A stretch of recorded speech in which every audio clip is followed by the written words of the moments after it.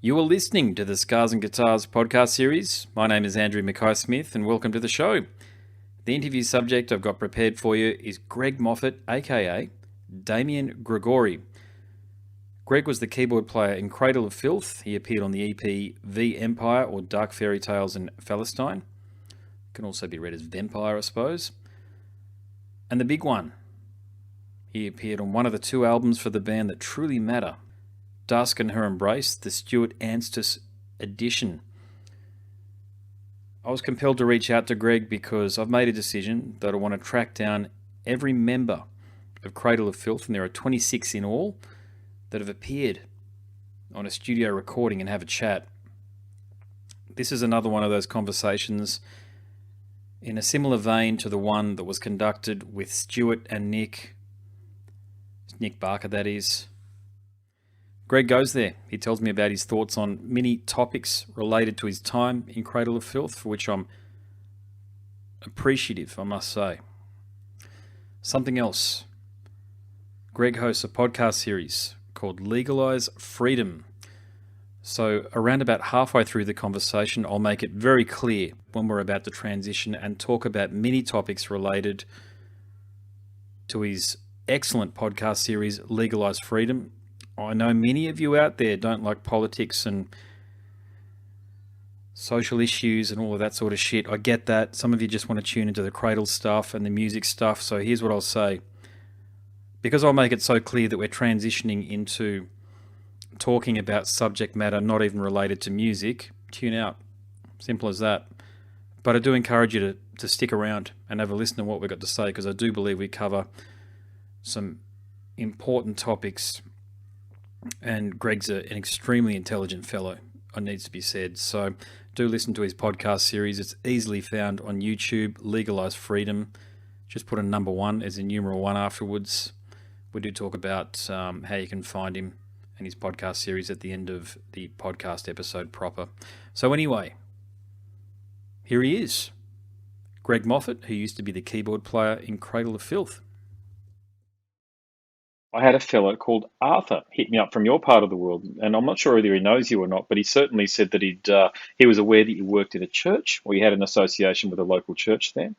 Hit me up on Instagram, and he sent to me an interview that you appeared on, which I think was the Metal Island podcast, and said, "Hey, look." Oh, good. I I was thinking of sending you that one, because that's one of them. That's probably the best one I've done. I'm glad I listened to it then, so I'm not going to ask you the same questions. There's a few triggers there, or catalysts as I call them, but I certainly won't be asking you the same questions, because that's so people can listen to that interview if they want to dive into, your entry. And I guess the most interesting thing from that conversation was the catalyst for your exit. So I guess I'll lead with that, because you said that Nick sacked you, or Nick was the person that said to you that he felt, or maybe the band felt, that you were holding them back, which Nick didn't mention that when I spoke to him, actually. Not that there's been so many members in Cradle, which of course I'll dive into throughout the conversation as well, but he didn't mention that. So I was surprised to hear that in some ways. But you also said something interesting, which Nick referred to, which was that the dynamic between Nick and Danny was often confrontational. Now, for you, looking back on your time in Cradle of Filth, which is unbelievably a quarter of a century ago, I feel old myself just saying that, if you can believe that it's that long ago. What do you think Nick meant by you holding them back? I just think it was code for, when I say they, but one or more people who decided that something had to change. So it was code for just basically you have to go, because we know there's internal problems here. We don't really know how to fix it. So you see this in personal relationships, and people just make arbitrary changes in order to try and roll the dice and see if that fixes it. Now, I'm not saying that I didn't clash with anyone else in the band. Everybody pretty much clashed with everybody else, apart from maybe me and Rob, because we just got on so well. But so I think holding them back was basically, unless somebody can come forward, Nick or Danny or anyone else, and after this amount of time, who really cares, but and actually articulate what was meant by that, because I don't really understand in what way I might have been doing that. I was doing what I was required to do. I was contributing. I was doing my best. So I think that, and you can see this throughout the whole history of the band, different forms of internal tension, and something has to give. People leave, people are sacked, people are brought in. It works for a while, it doesn't work, people go. So I honestly think it was just a kind of a cipher, a code for, once again, we found ourselves with internal conflict. So what will we do this time? What do we normally do? We normally get rid of someone. So, this time it's going to be you. What conversations might have led up to that? I'm not privy to, obviously. And I think Nick was probably given the duty, because I always got on very well with Danny, and I'd imagine that he wouldn't have wanted to, even though he was there at the time, I'd imagine he wouldn't have wanted to be the one to say that, because he might not actually have felt that. So Nick was kind of like the enforcer, if you see what I mean, the heavy. Okay, sure. So yep. we gotta whack this guy. So you got the duty. Yeah, it seems a bit heavy-handed in hindsight, particularly if yourself. I mean, you'd remember you were an adult at that stage. What the reasons possibly could have. I can't say the same. Can't say the same for everybody in the band, but. Yeah, that dynamic in that band. I've probably had more conversations with people in that band as a journalist, because I am a journalist, by the way. I've been to uni and got the qualifications, so I think I can say that. Effectively, I know most journalists aren't worth a goddamn thing these days, but most of them are bloody activists instead of truly curious about things. But I'm genuinely curious about Cradle of Filth, because they're a band that I grew up with, and I've got to say I've probably stopped listening to the band about 20 years ago, but it's an imprint. It's like Morbid Angel with me. Morbid Angel and Faith No More, Megadeth, Primus. There's a few bands, about 5 or 6 bands, Aussie, where it's the stuff that I listened to as a teenager growing up in the mid-90s, when hardly anybody listened to heavy metal back then. Certainly nobody I knew. I was sort of isolated and listened to it all by myself. So I could form my own views about things. And you guys, to me, were like superheroes. I had a big poster you were in it actually, a big poster of this topless girl. I don't know whether you remember it. It came with the Dusk vinyl. And it was this beautiful topless girl surrounded by you guys looking intensely evil. Do you remember that photo shoot in particular? Oh yeah, vividly, of course. Yeah, so I remember most things about that time vividly. And that was I think it was a limited edition poster, and it folded out. Yeah. Correct. So yeah, there was one photo shoot that we did for the album, which lasted a whole day, basically down in London, and that was one of the setups we had, was that banqueting table. So yeah, I remember it clearly. Yes, great picture. I had it for a long time, and of course I got that vinyl back in '96 or something like that. So it might have been a bit later. Either way, it was certainly in the mid-90s. But of course, I've lost that picture. But it's the one thing I wish I'd kept, actually, from back in those days. God knows, it hung on my wall. It hung on some share houses that I lived in. Sometimes it was the only poster that I had up. But you guys, to me, just look like the archetypal black metal band. You just had you had a look going on, and I could tell you guys weren't Scandinavian too. And of course, I love all of the Scandinavian metal bands. I more or less think, it's a broader topic for me to dive into. But that if it wasn't for Scandinavians, I don't know whether metal would have resurged had the resurgence in the early 2000s. And it was really, truly left to you guys in the late 90s there, after Sepultura sort of broke apart and Pantera sadly splintered.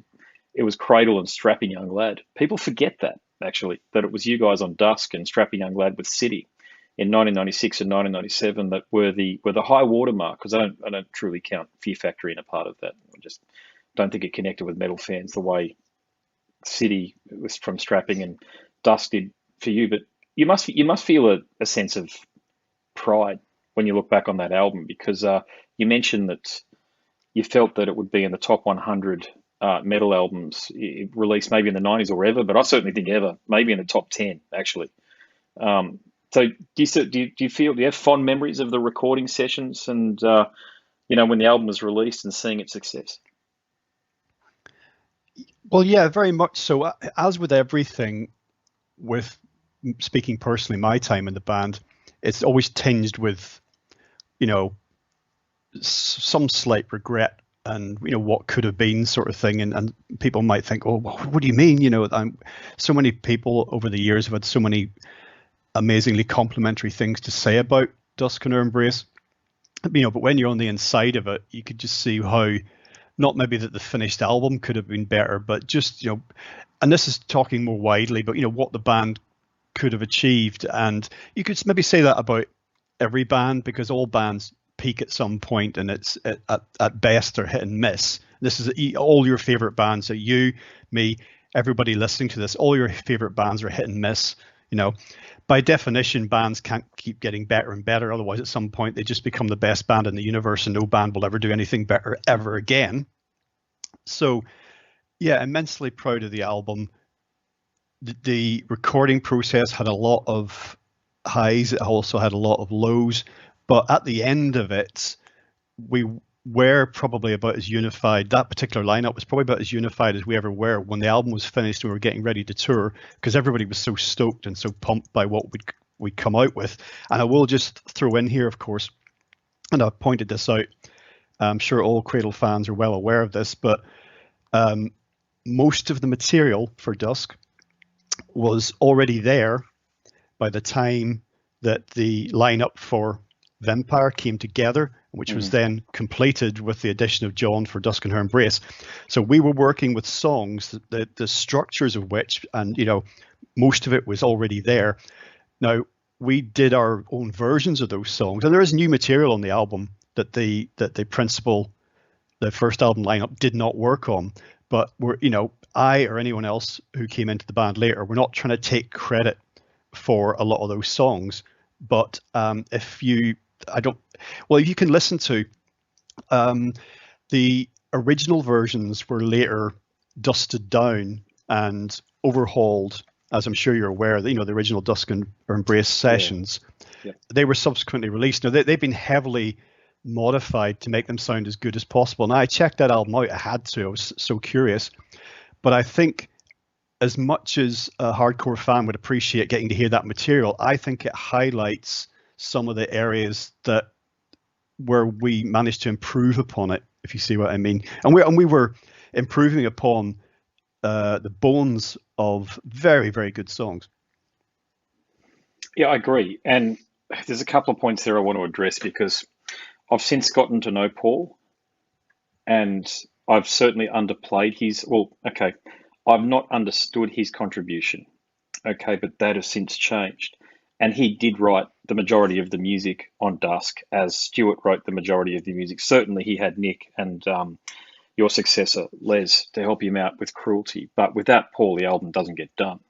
But what Stuart did, and I've had a 4-hour conversation with Stuart about this, but I distinctly remember I already had In the Nightside Eclipse, and I had Blizzard Beasts, of course, by Emperor and Immortal.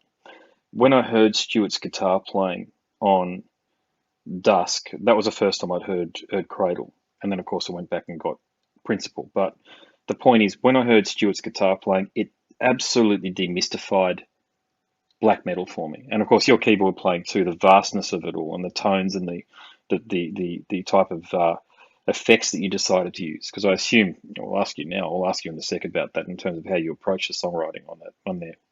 But before I go any further, you mentioned something. You said that when you were recording Dusk, that there were some lows. Can you tell me about some of them? Well, it was all the usual stuff that I spotted within, because I was originally when I'd put myself forward to join the band. Their road manager, sound engineer at the time, they were a much smaller unit in terms of having a crew. He drove up north, picked me up, drove me down. I had a meeting with the band. It was then agreed that I'd come down again in a couple of weeks. I can't remember what the time period was, but quite soon, and I'd bring my equipment down. We'd have a rehearsal. So at that time, when we got together, I immediately spotted tensions. I was kind of like, oh, okay, so these guys are like bickering like an old couple, even though there's more than two of them. Not all the time and not with everybody, but you just noticed. And I thought, okay, well, I've been in bands before. I know how these things work. So when I mentioned that sort of dynamic happening during the recordings of Dusk, it was the usual stuff. It was people disagreeing over what I saw as petty stuff, um, not perhaps handling differences of opinion in a very mature way. And sometimes hear people say, but you were young. Listen, what age was I? I was older than any of the other guys at the time, but even then I was like 25, 26, Mm. and the others were 3 years younger, various ages. We're all adults, you know. Uh, in the time between then and now, young people, have become ever more infantilized to the point where you've got like people, 35-year-old guys living in their parents' basement, just Absolutely. failure to Yeah. launch types, But there's no reason why things couldn't have been conducted better. You know what I mean? So Yeah. it was a great experience. Um, we all really enjoyed what was coming out of those big speakers in the studio. But yeah, there was just all this little low-level stuff that I just wish hadn't been there, because I would love it to have been was just us like a gang, us Yeah. against the world, like a team. I mean, I'm not expecting it all to be just a bed of roses. There's a lot of pressure in the studio like that. We ended up spending 10 weeks in the studio, which was considerably longer than we had booked originally and budgeted for. The label went with it because they could hear what we were doing. They knew it was going to be good. But that was 10 weeks in the studio. While we were doing this is in Birmingham, in UB40 studio, and we're Yes. living in this shitty hotel, this shitty hotel. I can't tell you how bad this hotel was. And so we're there all the time, so we're there up together all the time. And as much as I mentioned, being like a gang and enjoying our time together, we couldn't get away from each other. Yep. As well. So I think that, yeah, that was a bit of a pressure pot, and we were all under a lot of pressure to get this done as quickly as possible. But I just wish that when things bubbled to the surface, that we could either have had a bit of a timeout, one or more of us, or that we could have handled things a little bit better. But again, you then think of bands of whatever genre in, at the twilight of their career, arguing like spoilt brats over royalties and who did what. And, it's just, I used to think when I was a kid, that I'd look at other kids in the playground fighting over stupid shit. And I'd think, oh, well, adults, obviously when you're an adult, you don't behave like this because adults know what's going on. They've got their shit sorted out. And then I realized later on, when I was a teenager, adults haven't necessarily got it sorted out at all. People basically are children from cradle to grave. That is so true. I'm so glad you said that. I'm just forming that view. Kind of already known it, but I think it's just because I'm in my mid 40s and I've been alive long enough to see that many people just don't improve. They're fucking morons from when they were 13 to when they are now. Excuse my language, but you know what I'm saying. It's ridiculous. You see Mm. that in politics, for example, and you see the way individuals react to politics. It's like they're following a rugby league side or something, or a soccer team, I suppose, in your parlance, or football team, sorry, where they pick a team early on and they just stick with it, come hell or high water, and they don't take on board any new data and adjust their behaviour. No, that's it. We become, and you could apply this to music taste as well. We become very set in our ways very early on, and it's when new information is presented, it is okay to change your mind or to adjust. It doesn't mean that you shouldn't keep like a red line running all the way through your life. In fact, it's good to, of like integrity and what's important to you, values, morals, anything that guides you in life. But it's just this complete blinkered attitude of failing to take into account anything that's changing around you. And of course, that's Correct. why a lot of us are struggling at the minute, is because we're living in a world that's changing at an increasingly rapid pace, and people are obviously struggling massively to cope with it. So, you know, Howard, I do want to talk to you about Legalise Freedom because I've listened to many episodes and I'm extremely impressed, I've got to say. Your work reminds me of Lex Friedman a little bit, who I think is doing magnificent work, but I'll get to that a bit later on. I just want to stick with the Cradle thing for now because the one question that I haven't asked anybody that was a member of the Dusk lineup, but I get the opportunity to talk about now, is Kit Wolven. I touched on it with Stuart, but he's magnificent. And to your point earlier about and I've always said this, and it's absolutely no disrespect to Paul at all, but they're like night and day, those two recordings. Meaning I just call it the Paul version and the Stuart version. That's in my parlance. That's what I've decided to call them for the conversations that I'm doing. Oh, I could call it the Greg version too, if you like, because of course you recorded on it. But they are night and day, and they almost sound like different recordings. Now, working with Kit, you're working with one of the best in the business as far as me as a fan can see. But was that your take? And can you tell me about how you worked with him on the keyboard sound? Because I had a shitty little car back in the day, man, but your keyboards on that album on the CD just soared. They were beautiful. Well, oh, thank you. It was easy working with Kit. I'll just throw in a little nugget of information here. People maybe go back. I can't remember what it says on the Dusk credits now, but the engineer at the time working with Kit was Dan Sprigg, and although Kit recorded a lot of keyboards with me, in the basement they had a second studio, and especially when we were under more and more time pressure, I did go downstairs with Dan, just he and I, and work on textures and sound effects and stuff, because they had that, that second studio down there. And so while the guys would work upstairs on the guitars in the big room, so I just want to give some credit there, that we were doing several things at once. Working with Kit was super easy, I found. He was a cliched, and I mean that in the nicest possible way, old school producer. The generation that he was, his background and stuff. Having worked with Thin Lizzy and UFO and whatnot. People can look up his credits. Now, my recollection is that he, of course, was married to the band's manager at the time. Correct. Yeah. Faye Wolf, and I think she still looks after the band. I know she does. So there may have been, put two and two together, and into how he might have come into the situation. But anyway, his name was put forward. I don't remember being invited to comment on it, but anyway, it was you're going to be working with this guy. Here's his credits, and yeah, I mean, he was a consummate professional. Always had a can of Stella Artois lager on the desk as he worked. just keep things flowing.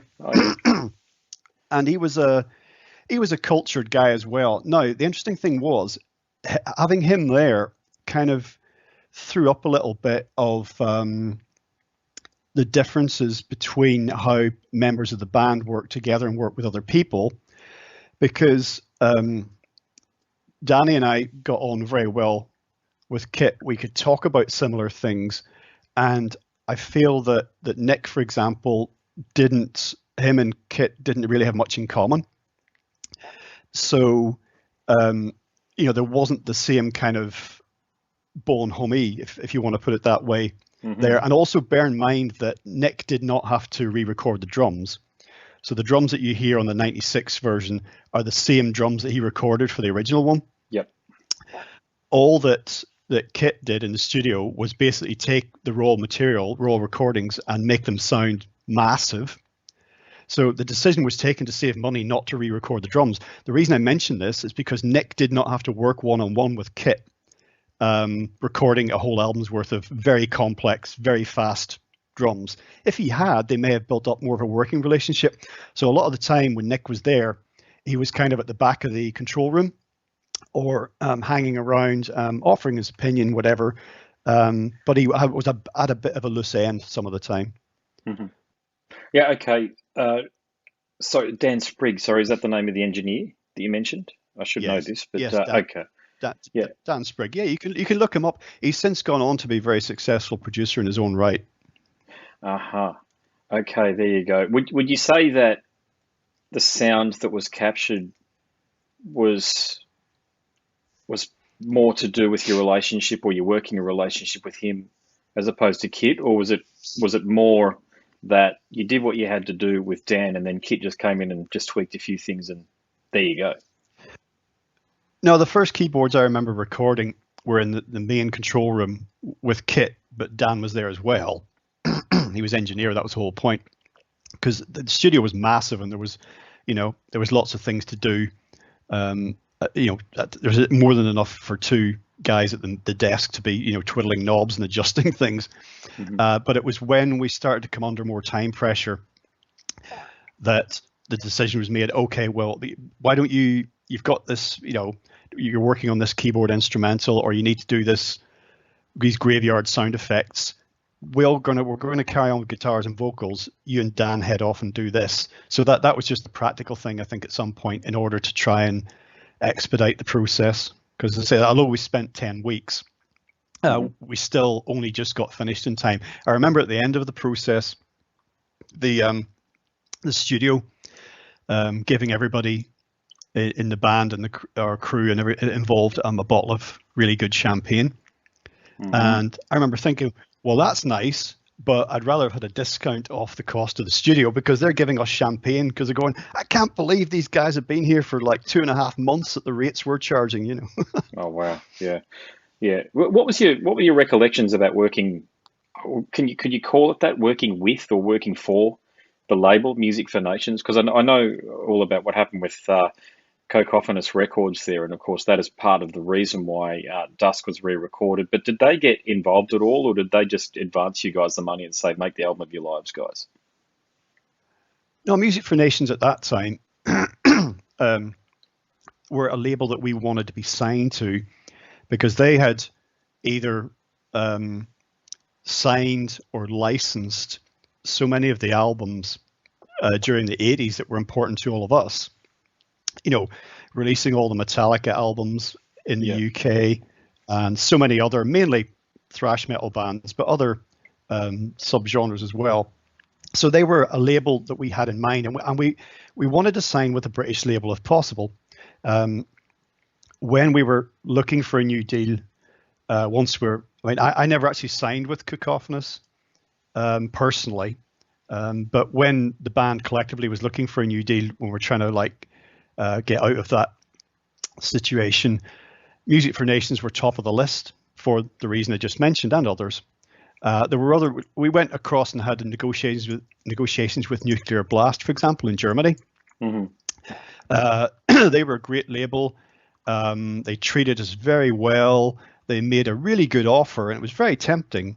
But we actually sort of haggled with Music for Nations and more or less said, look, you want us, and by the way, we want you. So it's kind of a bit of a mutual thing going on, sort of giving them something if they give us something. So to directly answer your question, it was a good relationship. They did what we wanted a label to do, which was put the proper resources in to make the product that we had in mind. So, with artwork, they spent money on the photographers, the two different photographers whose work went together to make the front sleeve, the packaging, special editions, and not least of which was this 10-week recording. They invested the money. They knew it was going to be good. And I remember having many meetings with Music for Nations at their offices, which at the time were at Latimer Road in London. And they treated us well. So we were pleased to be with the label, and they looked like they were pleased to sign us. So it was a good situation. And obviously the band continued with Music for Nations sometime after that. And I can't comment there, but I think overall it would be regarded as fruitful. In fact, the poster you mentioned at the start, a lot of labels were going, oh, I don't know, it's going to cost too much, But they knew it was like, no, if we're going to do this, do it right. Don't do some kind of halfway house. And I think it paid off. Magnificently so, I must say.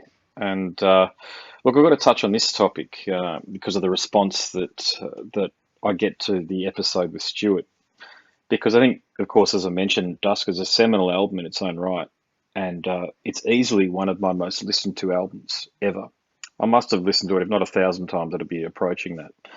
But I long felt, and I say this with the greatest of respect, that Cruelty seemed to take it up a notch. I know it wasn't recorded to the musicians in the band at the time liking, but I've had a long and in-depth conversation with Stuart and Nick about this. But I know that he recorded all of the guitars, of course. John wasn't. He was a member in he was just a named member, but he didn't actually do anything in the studio. Certainly that's been confirmed by Nick and by Stuart. So Stuart did all Which of album? Dusk, that is. Dusk, and the majority, I think, too, of Cruelty as well, I must say. Yeah, well, John was certainly there during the recording, because when he first came down to join the band, he came to Birmingham, because I remember we went to New Street Station to meet him. So he was certainly there. But anyway, that's kind of by the by. Yeah. But what were your impressions of Stuart? Okay, so I would say he was someone I didn't have much in common with. We would never have hung out if we were not in a band together, and we didn't hang out much when we were in the band. I didn't not get on with him, but he was just not someone. He was like a stoner. That was his background. When he first came to audition for the band, I remember. And there's no disrespect to the guy. It's just everybody's got their own look. But I remember Danny sort of just saying, he looks like a tramp, or words to that effect. So he came in a big overcoat, and his hair was in a state. And, he was like smoking a joint or smoking a cigarette. He didn't look like the guy who was going to be in the band. Now, of course, he then, as everyone was required to, most band members wanted to, but then you overhaul your image. You do your version of what you think, okay, I'm in this band now. We're very image conscious. We've got to do something about that. So, but that's not really, to answer your question again, I got on very well with John. He was very garrulous. He was just non-stop energy, a lot of fun. It could be a bit over the top at times, so after a while it'd be like, okay, John, I'm going to go home now. But, we've all got one of those mates, mates, yeah. But, again, the simplest way to put it is that I guess that if I hadn't been in the band with Stuart, I doubt our paths would ever have crossed. Whereas I was already aware of John because of Solstice, New Dark Age. Yeah. So I became aware of that when I was in Cradle, and Danny at the time lived in a village in Suffolk called Hadley. So I'd go and visit him at home sometimes, and also in Hadley at the time was Misanthropy Records, run by Tiziana Stupia, and and we all know the great history of that label. But so Solstice, New Dark Age came to my attention at that time, and the other guys in Cradle were fans of that album as well. So that might have been something to do with getting John on the band. I'm not sure. But anyway, so I was already aware of him and his work, if you see what I mean. So when he came down to try out for the band, it was kind of, oh yeah, it's the guy from Solstice. Okay, there you go. That's, how can I put that? That's interesting to hear, because your musical partnership is very fruitful. Yours and Stuart's I'm talking about. You blend on record is what I'm saying, and that doesn't always happen. Listen to some of those Megadeth records and the like, or some of those musicians who are top guns in their field. But Jimmy DeGrasso, for example, with Dave Mustaine, never truly gelled for me as a listener.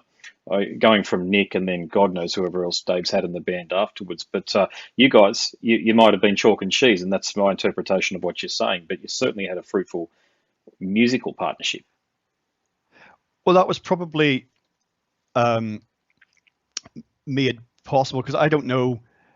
You can hear what we might have done on if I'd played on Cruelty and the Beast. If you go back to Vampire, because there was new material on Vampire, which we cooked up, and Stuart was the only guitarist at the time, despite what the finished record, would lead you to believe. There was only, and I played the keys. Everything was much more basic in a much smaller studio. So where I'm going with this is that on Dusk and Her Embrace, we were working mostly with material that was already there. Although I was able to rework keyboards to my own. I followed what Ben Ryan had done up to a point, like, okay, but in some of it was like we couldn't do anything else, but I expanded upon it a great deal. So, and Stuart was playing a lot of guitar parts that were already laid down, already written. So I don't know what our quote unquote working relationship might have been like if I'd stayed in the band for the writing of Cruelty. And I like to think it would have been fine because we didn't argue or anything like that, but equally, I used to go around to Robin's like flat all the time just to hang out, but we would write and record loads and loads of little cassettes of ideas. I never ever did that with Stuart even once. I can't imagine doing that. If we'd been writing, it would have been in the rehearsal studio. So who knows what that would have been like if we hadn't had the scaffolding of Dusk and Embrace that was already in place. Yeah, I get it. Yeah, it's a great explanation too, by the way. It answers. I get hit up a lot about the episode with Stuart, and certainly recently wasn't the first time I've been asked to bring you onto the show, but it certainly answers some of the. It satisfies my curiosity, if you like, about the working relationship or otherwise. But I need to ask. Talking to Nick, he called John Blackie useless and said Rob couldn't tie his shoelaces. Tough but fair, do you think? I know why he said that, and I've heard Blackie useless before. Rob not being able to tie his own shoelaces, I think is a bit unfair. But again, I know why he might say that. Rob was very quiet, but he wrote a hell of a lot that was never really, how shall I put it, properly entertained, properly considered, because he wasn't a very, he wouldn't push himself forward with his stuff. He'd have all these mountains of material, which he'd play to me in his flat. And I, oh, this is great. He says, oh yeah, but I'm not sure. And I said, no, put it forward. And then it'd be like, oh yeah, have you got anything, Rob, in the rehearsal studio? Nick would say, sitting behind the kit. Have you got anything, Rob? Yeah, I got this, and be like, yeah, okay. Anyone else got anything? You know what I mean? And I'd be like, oh, why don't we consider this? I remember an example is like one riff in particular that Rob played and I put keyboards on. I thought, we've got a single here. This is the next The Forest Whispers My Name, not the banded singles, but I thought perhaps we should have considered it. Yeah. And so Rob and I did he had a little drum machine. So we did a little demo of it, a little instrumental demo, played it. I think we were around at Stuart's flat actually in Hadley at the time. And Stuart said, sounds too much like Satyricon. And that was the end of it. That was it. Gone. Okay. Yes, and after all this conversation, the one person that we haven't talked a lot about is Danny. So I've got a bit of a monologue here, so bear with me as I go through it. But in addition to the members that I've already spoken to, I have spoken to Danny, Lindsay Schoolcraft, Richard Shaw, who's currently in the band, and I've hit Sarah up on Instagram as well. So there are 26 band members, I believe, certainly what I can find, that are credited as actual members in album booklets that have left the band. Overall, there have been 40 band members that have been both studio contributors and live members. And that's spread across vocals, bass, guitar, drums, and of course keyboards. And there's a bunch of other, Kronos from Venom did some spoken word stuff, but I'm not including them. Now, if you were running a business and if a band member is akin to having a seat on the board, shareholders would probably question the validity of the business given the cycling here. So I know we're talking about music and it's vastly different to running a traditional business like a retail outlet or a swimming pool cleaning business or what have you, because there are extended tours and also with musicians, because I'm one too. So I get it. God knows I've been in enough bands and none of them have worked out. So I can write my own book about some of these things too, but quite possibly a lot of sensitive personalities as well.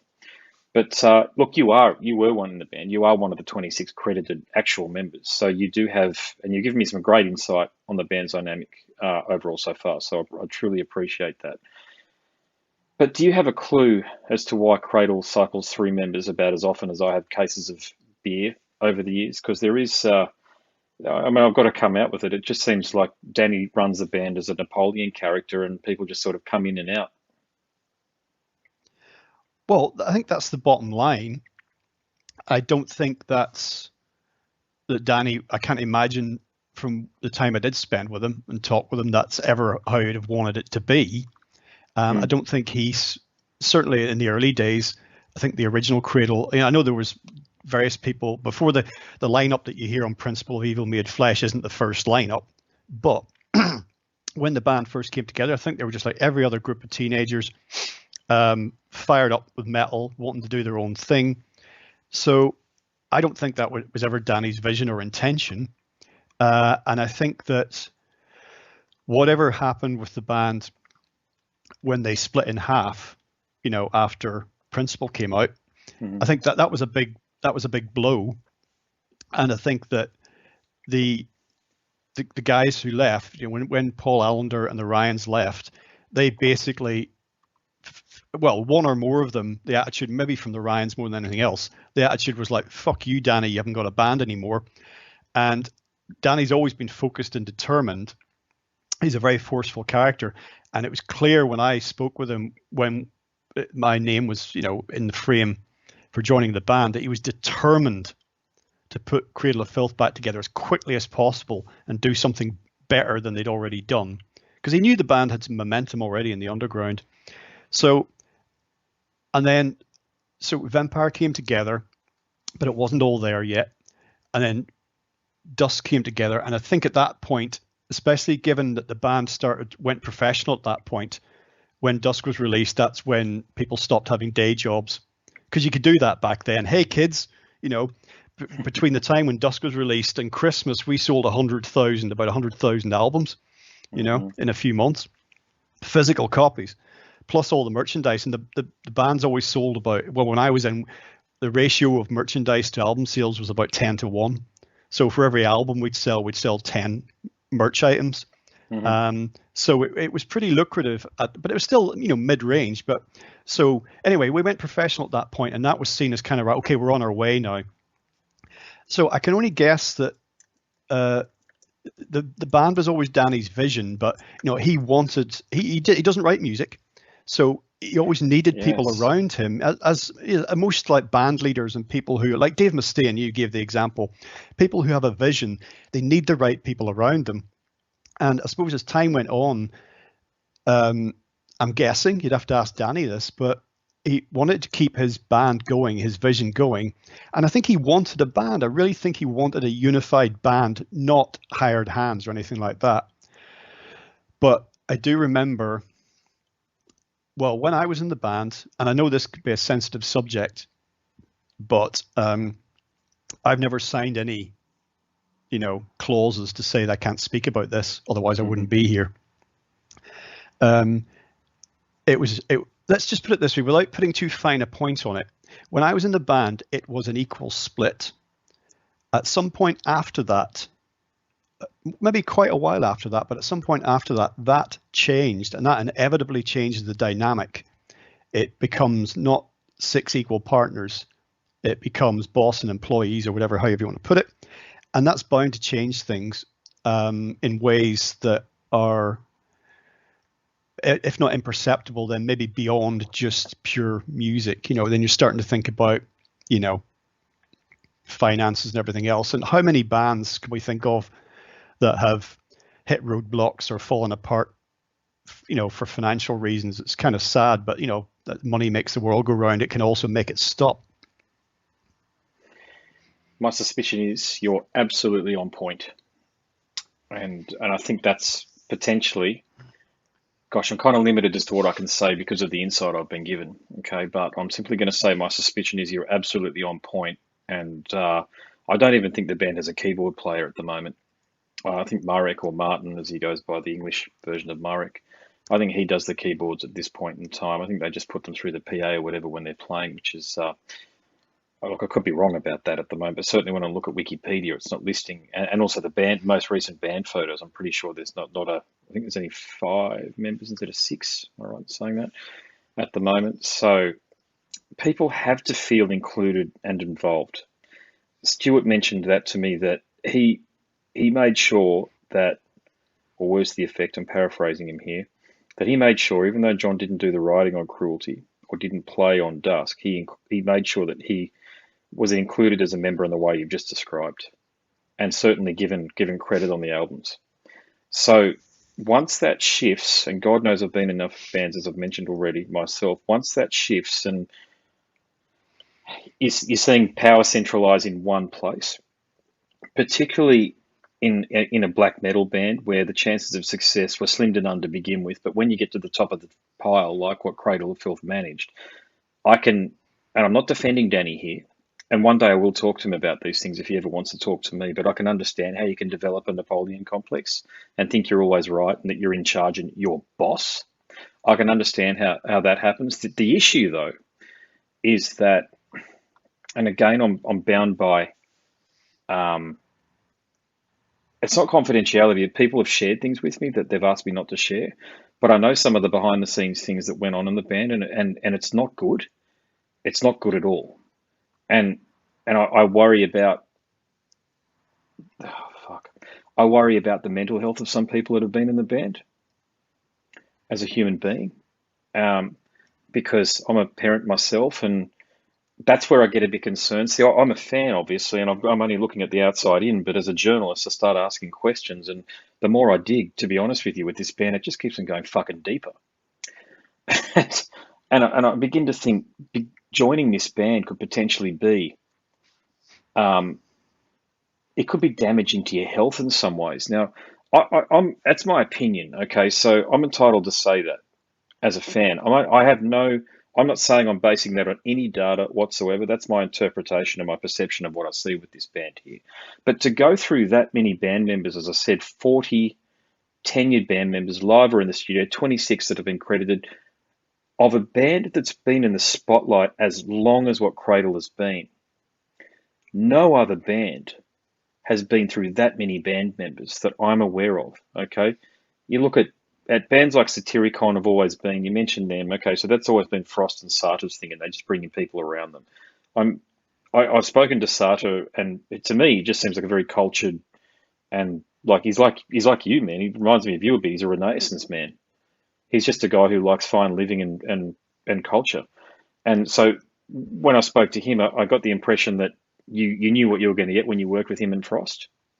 If you sign up to go on a tour or whatever, you're just in the band for the tour, put on the face paint or the corpse paint, I should say, and get up on stage, do your thing, and sort of go. But because Sigurd, as his name is, because Sartor writes the music in that band, and Danny doesn't write the music in Cradle of Filth, and that's the key distinction right there.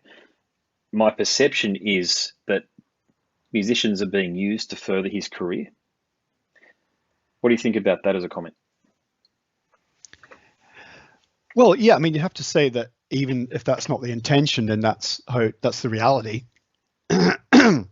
He might not express it like that further his career, but that's what it actually is, because without, he could have a career doing something else, TV personality or something, DJ, I don't know. But if the front man with Cradle of Filth, and he needs musicians and he needs music, so yeah, just by default, of course, he doesn't have a career without that. And you can bring in hired hands, or call them band members if you want, and they can play your back catalogue. Some of them may play your back catalogue better than the guys who wrote or recorded it.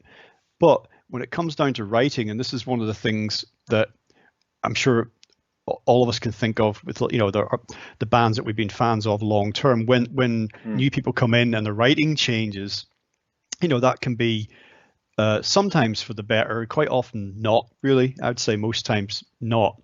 And that's not to take, that doesn't mean that the new writing or the slightly new revised version of a band won't find fans elsewhere, that someone else won't think this new version of the band is the best. No doubt there are. I mean, I've spoken to Cradle fans.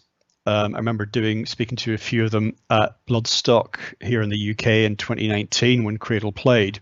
Mm-hmm. And they were kind of like, oh yeah, we don't, this is like, there are some songs up there, from like the early 90s we don't really know. I'm gonna have to check out that early Cradle stuff. And they're stood there in front of me with that Cradle shirt on, and like, their attempt at corpse paint. I'm old enough to be their father, sort of thing. You say, oh, okay, yeah, you really should check that stuff out.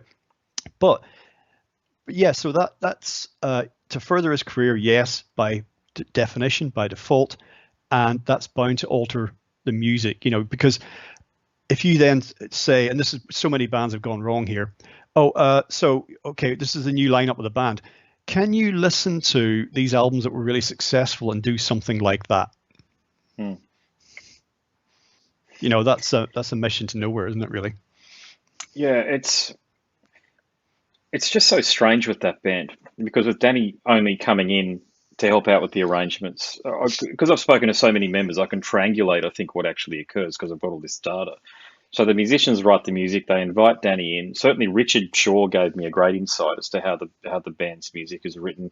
He actually told me that he'd been in the band whatever the time period was. It was a rather short period of time. He was writing a Cradle album, and he had to actually talk to his brother, who was a massive Cradle fan, about what Cradle of Filth fans might want to hear. To give you an idea, that's the dynamic that existed in the band. And I've got to say, both he and Lindsay sounded like lovely people, but they were nowhere near as candid about the things that you're talking about, or Stuart, or any of the other members that have left the band. So Lindsay, since she's left, I'd love to talk to her and compare the two conversations, because she described Danny as uh, broader. There's a broader quote, but in the quote, the boss man. And I thought, isn't that interesting? Because he's not writing the music. He might have the relationships with the management, but what that then suggested to me, and this is the core issue I think in the band at the moment, and probably underlines some of the other stuff that we've been talking about, is that Danny's the only tenured member, and everybody else, a bit like what happens in Megadeth at the moment, they're just on the payroll. You're just in the band for that period of time, a bit like what I imagine goes on in Kiss. So that's not necessarily, like, I'm not saying it's right or wrong. Like, there's obviously utility in that because the band can keep on going. But fans don't know these things, and they don't understand that people are adults and they're trying to pay mortgages and rents, and potentially if they've got children, they've got to put kids through school. You've got to put food on the table, is what I'm saying. So individuals can quite often, without realizing it, and I'm definitely not saying Danny does this, but you can enter into a situation with great intention, and your perception seems to be, the perception could be with a lot of these band members, after a period of time, they've been taken advantage of. And then they just pop out the other side of it, and then they're upset. And the other thing is, not a lot of band members pop up in other bands afterwards. So out of the 26 tenured members, how many have gone on to have done what Dave Mustaine did? Let's just use him for example. These are the guys and girls that are writing the music. So that's interesting. I don't think I'll ever get an answer to that. Maybe they just don't want to do it anymore. Maybe they're burnt out. Maybe it's just been such a bad taste that's been in their mouth that they say this music industry stuff is just shit. And I've got to tell you, I know I couldn't do it either. Speaking after almost well over 600 interviews at this point, I don't think I could tour the world and smell other people's farts for as long as what people need to on those bloody awful tour buses across the Midwest of the USA, and sitting around. I mean, most musicians, to underline a point, are professional travelers. You spend about an hour and a half to 2 hours on stage, unless you're Paul McCartney, then it's 4 hours. I suffered through one of his concerts once, but but yeah, sorry, I've gone in a few different directions there. But I thought you were a good person to bring a lot of this stuff up with, because it had been a long time since you'd been in the band, and you've been successful in your own right since, but doing other things. So, but I will underline all of that with a question, which is based on a point that I raised there, which is that I don't think I saw your name, and it might have been the case, so please correct me if I'm wrong, in other bands since you left Cradle. But why didn't you decide to extend your career in the music business with another band, or start your own after you left? I just didn't want to. Bear in mind that I didn't have a band together when I joined Cradle. It wasn't long after I left university that the opportunity to join the band came up, and I was living in England at the time. That's where I went to university, and I had done a music technology master's degree, and wanted to get into that area, but found myself after a few months at a bit of a loose end. But I was thinking, oh well, we'll keep going. But I said to myself, I might move back to Ireland this is 1995. I might move back to Ireland by the end of the year if nothing comes up here. Now, in hindsight, that would have been a pointless move, but that's what I was thinking. I remember just sitting in the centre of town on a water fountain one day. It was the middle of the summer, a nice day, just contemplating life, the universe, and everything. So I thought, this is what I might do. And so yeah, I wasn't in the band. And then I went and bought for something to read, I went to the newsagents and bought a copy of Metal Hammer, and went back to the fountain and sat down to read that. And it was in there that I noticed this advertisement. Went to the classifieds at the back, and it said, "Name British black metal band require keyboard player," and there was just an address or a PO box to apply. And it was so unusual for, at that time, I was aware of the early Scandinavian black metal bands, some of which had keys, and it was just unusual at the time. Keyboards and metal wasn't really so much of a thing, and I'd been playing keyboards for a few years, and not bringing that together with metal, not at all. I was interested in the electronic music, particularly of the 70s, like Tangerine Dream and Klaus Schulze. So I've been doing that sort of style. But I thought, what the hell, I'll go for it. So, and lo and behold, it worked out. The point being, I didn't have a band at that time. I wasn't trying to form a band. I wasn't thinking like that at all. I was just making music on my own. So when the Cradle thing came to an end, one thing I'd been doing prior, I started doing this at the end of the 80s, but I'd got my first few writing gigs, paying jobs, writing features for magazines and doing reviews of albums. So the first thing I did when the Cradle thing ended was pick that back up again. I called Nick Terry, who was the editor at that time. This is 97 now when I left the band, of the British metal magazine called Terrorizer. Brilliant magazine. And I've read your work in that, by the way. You're a great writer, by the way. I just want to put that. Oh, thank you very much. Well, it was in its day. And Cradle had a particularly good relationship with Terrorizer, symbiotic, like we gave them exclusives and they put us on the cover. So that was good. And I called him up and literally just said, look, have you got any work? And he said, as it happens, we do. So to answer your question, I didn't have any urge to particularly get back into a band or anything like that. It did cross my mind because I thought, okay, that was an exciting time. There was a lot to like about that. But the way I look at it is because I play guitar as well. It was the first thing I ever played. I had bands, at school. Used to play at a school disco, that type of thing, and a few pubs and whatnot. But as much as music was the central thing in my life, being in a band, being up on the stage was never the most important thing. That's not really what it was about for whatever reason. Some guys just want to be in bands, whatever happens. They'll play. They'll play in bands that are not maybe even their 100% their thing because they just want to be in a band. They want to be rehearsing. They want to be on stage. That's what they get a buzz out of. So, and I felt quite relieved, to be honest. It was a real weight off my shoulders and a weight off my mind. I remember clearly because the guys came round to my flat in Ipswich to break the news to me, and when they all left, I remember just sitting. It was the afternoon. I just sat down on the sofa, and I was like, okay, right. And I actually felt good, not like as in punching the air, because it was out of the blue, was not expecting it. But part of me was like, thank God for that, and that's not to take anything away from the experience at all. I wouldn't change a thing really, because you can't anyway, but it was a wild ride. I loved every minute of it, apart from the bits I didn't. But so forming another band never really crossed my mind. I had a couple of approaches. Like I remember getting an email from November's Doom over in the US, and would you be interested? Would you be interested in playing keys, sort of thing? And I spoke with the guys in My Dying Bride around when they were putting the band back together around 99 and looking at starting to play live shows again. Would I be interested in that? And that was a band whose music I adore, and that probably would have suited my personality a lot more. But nothing came of that. So there were just little bits and pieces, but no, I was happy not to be honest. Yeah, I can see you would have fitted in with the guys in Paradise Lost. I've had a couple of conversations with those guys. Bride. Yeah, sorry, My Dying Bride. Sorry, both bands, I've got to say, and they both have impressed me immensely.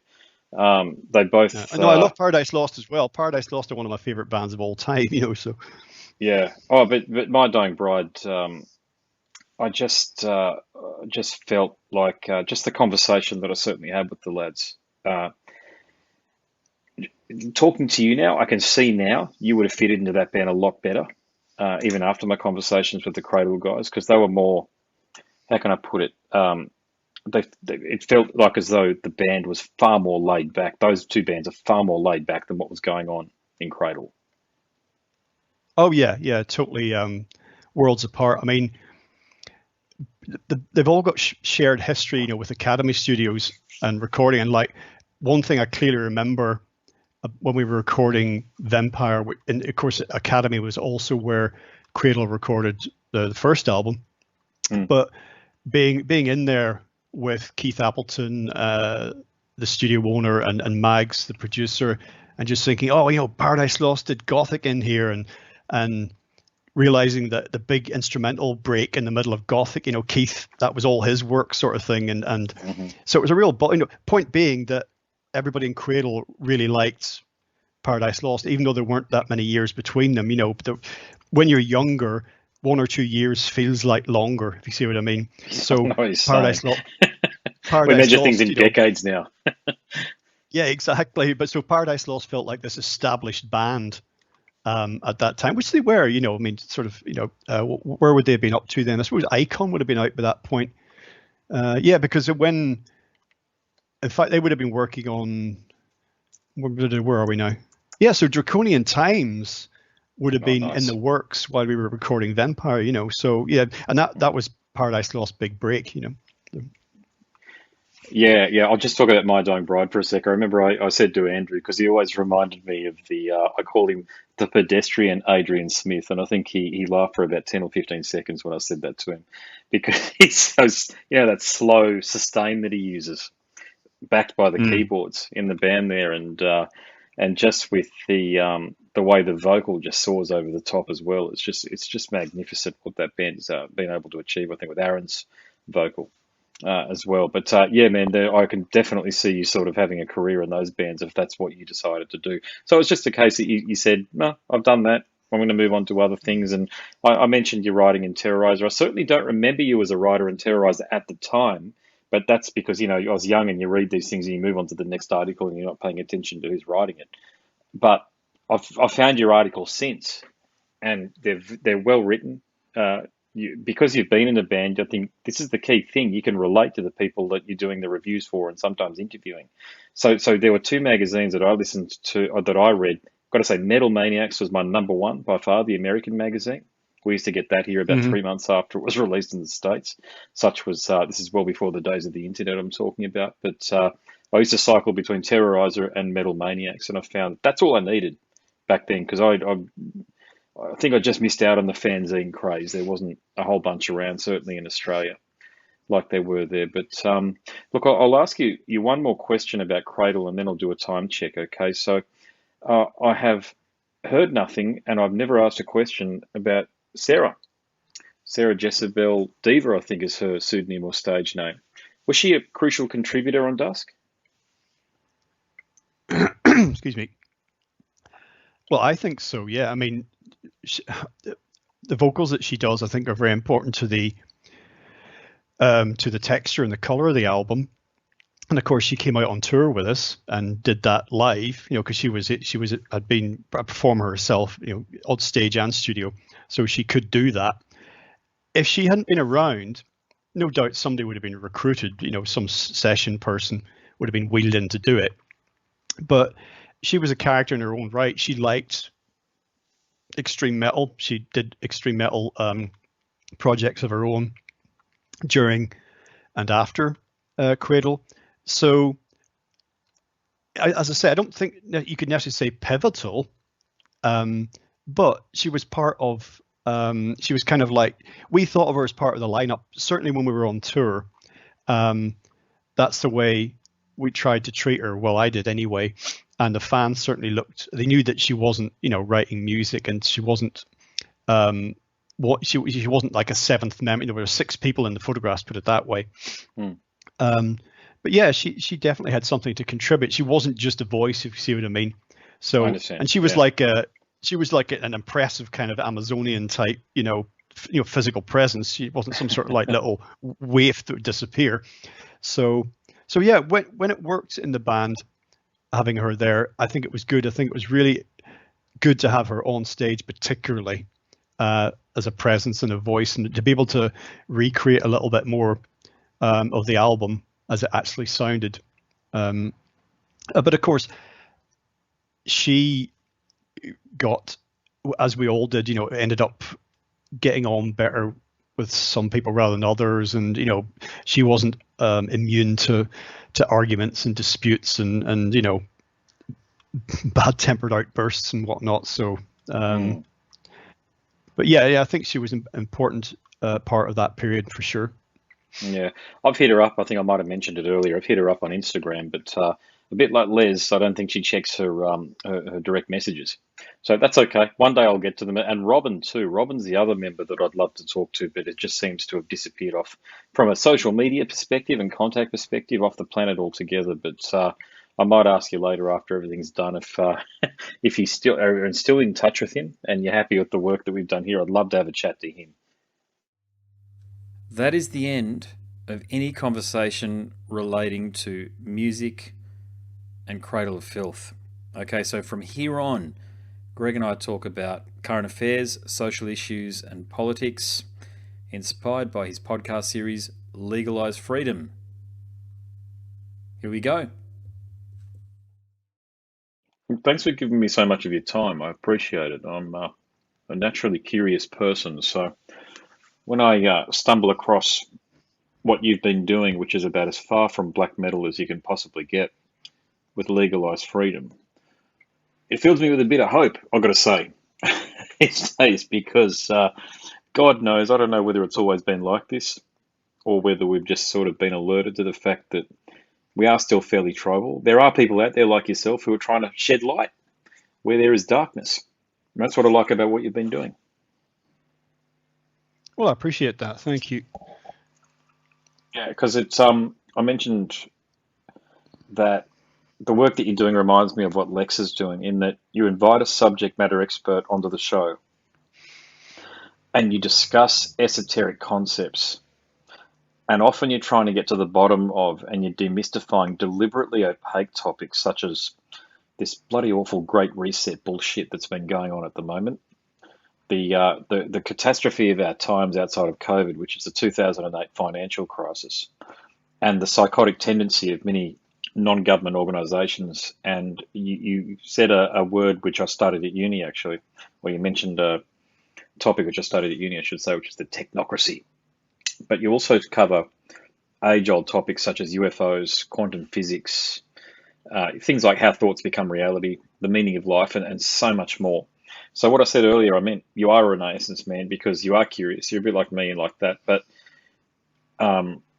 listening to you speak, though, you cared deeply. Listening to your podcasts and your YouTube clips, you cared deeply about the fate of humanity. So after all of that, here's my question. With the rise of totalitarianism as a left-wing virtue squad weaponizing compassion and this resegregation that we're experiencing of society based on race and identity, I reckon you're probably better placed than anyone that I've ever had on the show to answer this question. So here it is. Is humanity a shit show? Are we doomed to infinite tribalism? Not at all. I think that we're in control, and in more ways than we realize. And I'm a sort of a big picture person, so trying to answer this question, I almost immediately zoom out to concepts that are absolutely huge, and for the uninitiated, can seem very disorientated and very disconnected from not only your question but their actual experience. So, but I still would like to do it that way. For me, what the main issue we have is that we have a fundamental misunderstanding as a species about who and what we are and what reality is. What the world that we experience around us, what the nature of that is, and it's that fundamental misunderstanding that's kind of brought us to where we are now. And that misunderstanding entails feeling that life has no purpose, has no meaning, and that nature and everything that we see in the world is a random accident. A lot of it may be very beautiful, but it arose, we're told, out of a primordial soup, out of mud, from nothing, for no reason. And despite all the amazing things that we see around us in the natural world, it's for nothing, from nothing, and it will decay into nothing. So the whole thing is basically a waste of time, a waste of space, a waste of energy. It's a random accident. So from you and I and the person listening to this right up to as far out into the cosmos as our instruments will currently allow us to see, it's all a random accident. I don't see it that way at all. I see the whole thing as having an inherent drive, a teleology, a direction of travel. Doesn't necessarily mean to like some kind of omega point, but it's not a random accident, and that we, whether we realize it or not, each have a part to play in this unfolding. Now, if people are unfamiliar with some of those concepts and some of those terms, it either sounds like sort of new age mumbo jumbo, or it sounds vaguely religious. But the cutting edge science has been telling us for quite a long time now, you mentioned quantum physics earlier, that the view of the world that's called realism or materialism, that the five sense reality is all that there is, that has actually been rendered untenable by established and repeated lab experiments. And people just need to go and look at that. Why? I've just finished reading a little book, actually. It's by an author called Bernardo Kastrup. Surname is Kastrup. And I mentioned his little book. It's not even his latest book, but he's been a former radio guest of mine. And the book's called Meaning in Absurdity. And I've just finished reading it. And it covers a lot of the topics that he touches upon in his work in general and in lots of his other books. But it's a little primer, and it reminded me of what those scientific experiments are that have meant that the purely materialistic view of the world, which is how most of us view it, is untenable. It cannot hold. So his take on the view of reality is the one I've found that is the most plausible, because it accounts for most of what we experience. There are so many things that people experience in life, whether it's dreams, whether it's just strange anomalous experiences, or whether it's even falling in love. These things that cannot be explained by modern materialist science. So in a roundabout way, I'm trying to address your question, is humanity a shit show, and are we doomed to tribalism? No, but we have this misapprehension of who and what we are, and that's led us to, well, if life is meaningless and purposeless, then all there really is this little brief gap between birth and death. And here we are on this, third rock from the sun. So all we can really do is just try and have a good time while we're here, exploit the planet's resources, because that's all there is. And in doing that, it's brought us to where we are right now. We find ourselves in the early stages of 2021 and the mess that we're in. And Lord knows, this latest pandemic catastrophe, whatever you think of it, or the origins of it, or the reasons for it, that's just the latest. That's just the newest in quite a long line. Agreed. And it's very easy to look back at the history of humanity as we know it, perhaps a few thousand years. Maybe you can go back 10,000 years BC to Göbekli Tepe in Turkey, for example, the archaeological finds there. Maybe you can even go back to the end of the last ice age. Beyond that, it gets very hazy, and just think, oh, well, the whole time, the whole thing's been a bloody car crash. It hasn't, but however troubled it has been, that's still not even a blink of an eye in cosmic time. So that's what I try and do, which is, obviously I do many different topics in the show, but as far as the big questions of like, why are we here? Where do we come from? Where are we going? I'm zooming out to look at, cosmological time, and also, and the basic idea is behind what I'm doing is that the universe, reality as we see it, is fundamentally mental. Consciousness is fundamental, not matter. So the way to think of the universe, imagine it as a giant thought. And the way to think about whatever you're doing today, going around your home, or if you go out to do errands, you go to work, you go to school, probably not doing much of that with the pandemic, but think of that a little bit like a dream, because it's really, when you look at the physics of it and the metaphysics of it, it's very, very similar to the experience that you go through at night when you dream. It's just that this particular dream that we're all co-creating, we've forgotten that we're dreaming, as you do when you dream at night. When you dream at night, you take it absolutely at face value. You don't question it. However fucked up and weird it is, you take it at face value. And effectively, what we've got here is another nested dream within a dream. It just so happens that this one is particularly persistent, and it appears very consistent because unlike your personal dreams at night, billions of souls have solidified the parameters and the rules for this dream, and most of us agree on them. But there are so many, and this is where Bernardo's little book comes in, there are so many anomalies that are not accounted for by mainstream science, and it's these anomalies, these weird things that people experience, things that they quite often don't talk to other people about because they're scared to. These are little things that are saying, hey, that little thing that science couldn't explain, rather than just ignoring it, how about considering that that's pointing to something, that there's more to all of this than meets the eye or the ears or the nose or the the touch, whatever. So is it like Elon Musk hypothesized that we could be living in a simulation, or do you think it's closer to the Leonardo DiCaprio film Inception, or neither?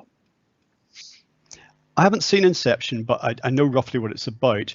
I think the simulation theory is a useful metaphor.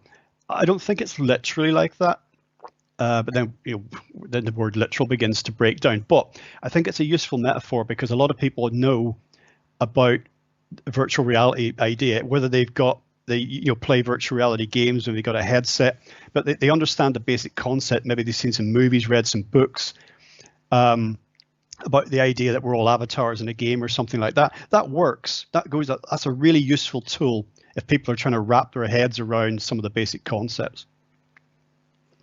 Yeah, it's a good place to start. I understand what you're saying, yeah. And it's certainly, when my father died, I remember having this fantastical experience where I felt like he died about 10 years ago, and I've only really felt comfortable talking about it now, not because I'm upset or anything like that, but because I didn't understand it, and I still don't really. But the best way I can describe it is when I read an Eckhart Tolle book, and he talked about the oh God, what's the word that he used? Enlightenment. You can experience it for 30 seconds, which I think everybody's had a bit of a touch of, and when they've received good news or what have you.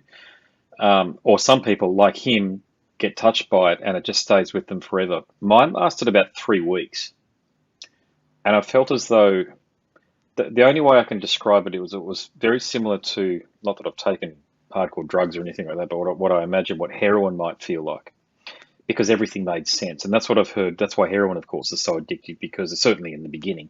Then afterwards, it's just hell. But everything just made sense. I woke up and it was like everything felt like it was in order, and strange things happened through that time. I'd think of something. I don't know. My wife and I went and bought a couch, and I had a particular couch in mind. It's a minor consumerist item, I get that. But the thing that I had in my mind was actually there, and it was the colour, and the cushions were what I wanted as well, because I like a lot of bush sort of stuff that mirrors our Australian, the stuff that's got the environment around me here. But it was the first time I truly felt connected to the unexplained universe. The mysteries of the universe were revealed just slightly, and I feel like it was a gift that my father gave to me. So I definitely believe that there's something from the great beyond, and I totally agree too that the nihilist's perspective, which I know you weren't saying that exactly, but I interpret it that way, is wrong, because we don't just come from a primordial soup, and it's not just this weird Darwin random thing that occurs. But I think the people that have that view, certainly that I've spoken to or interacted with, absolutely the people that I've dived a bit deeper on to their threads in Twitter and Facebook, which is like diving into a lunatic asylum these days. But my point that I want to underline here is that it's a funny way to make the point, but here I go. Wokeness, identity politics, and the cult of diversity, all these neo-Marxist constructs and philosophies that are designed to push society toward totalitarianism, communism, and socialism. And this is what we're seeing in the West at the moment. And these people don't seem to be convinced of the scale of misery inflicted by either. They just seem to think that socialism and Marxism is this utopia, totally different to National Socialism, what happened in Germany in the late 30s and 40s, of course. But to me, it occupies the same philosophical territory.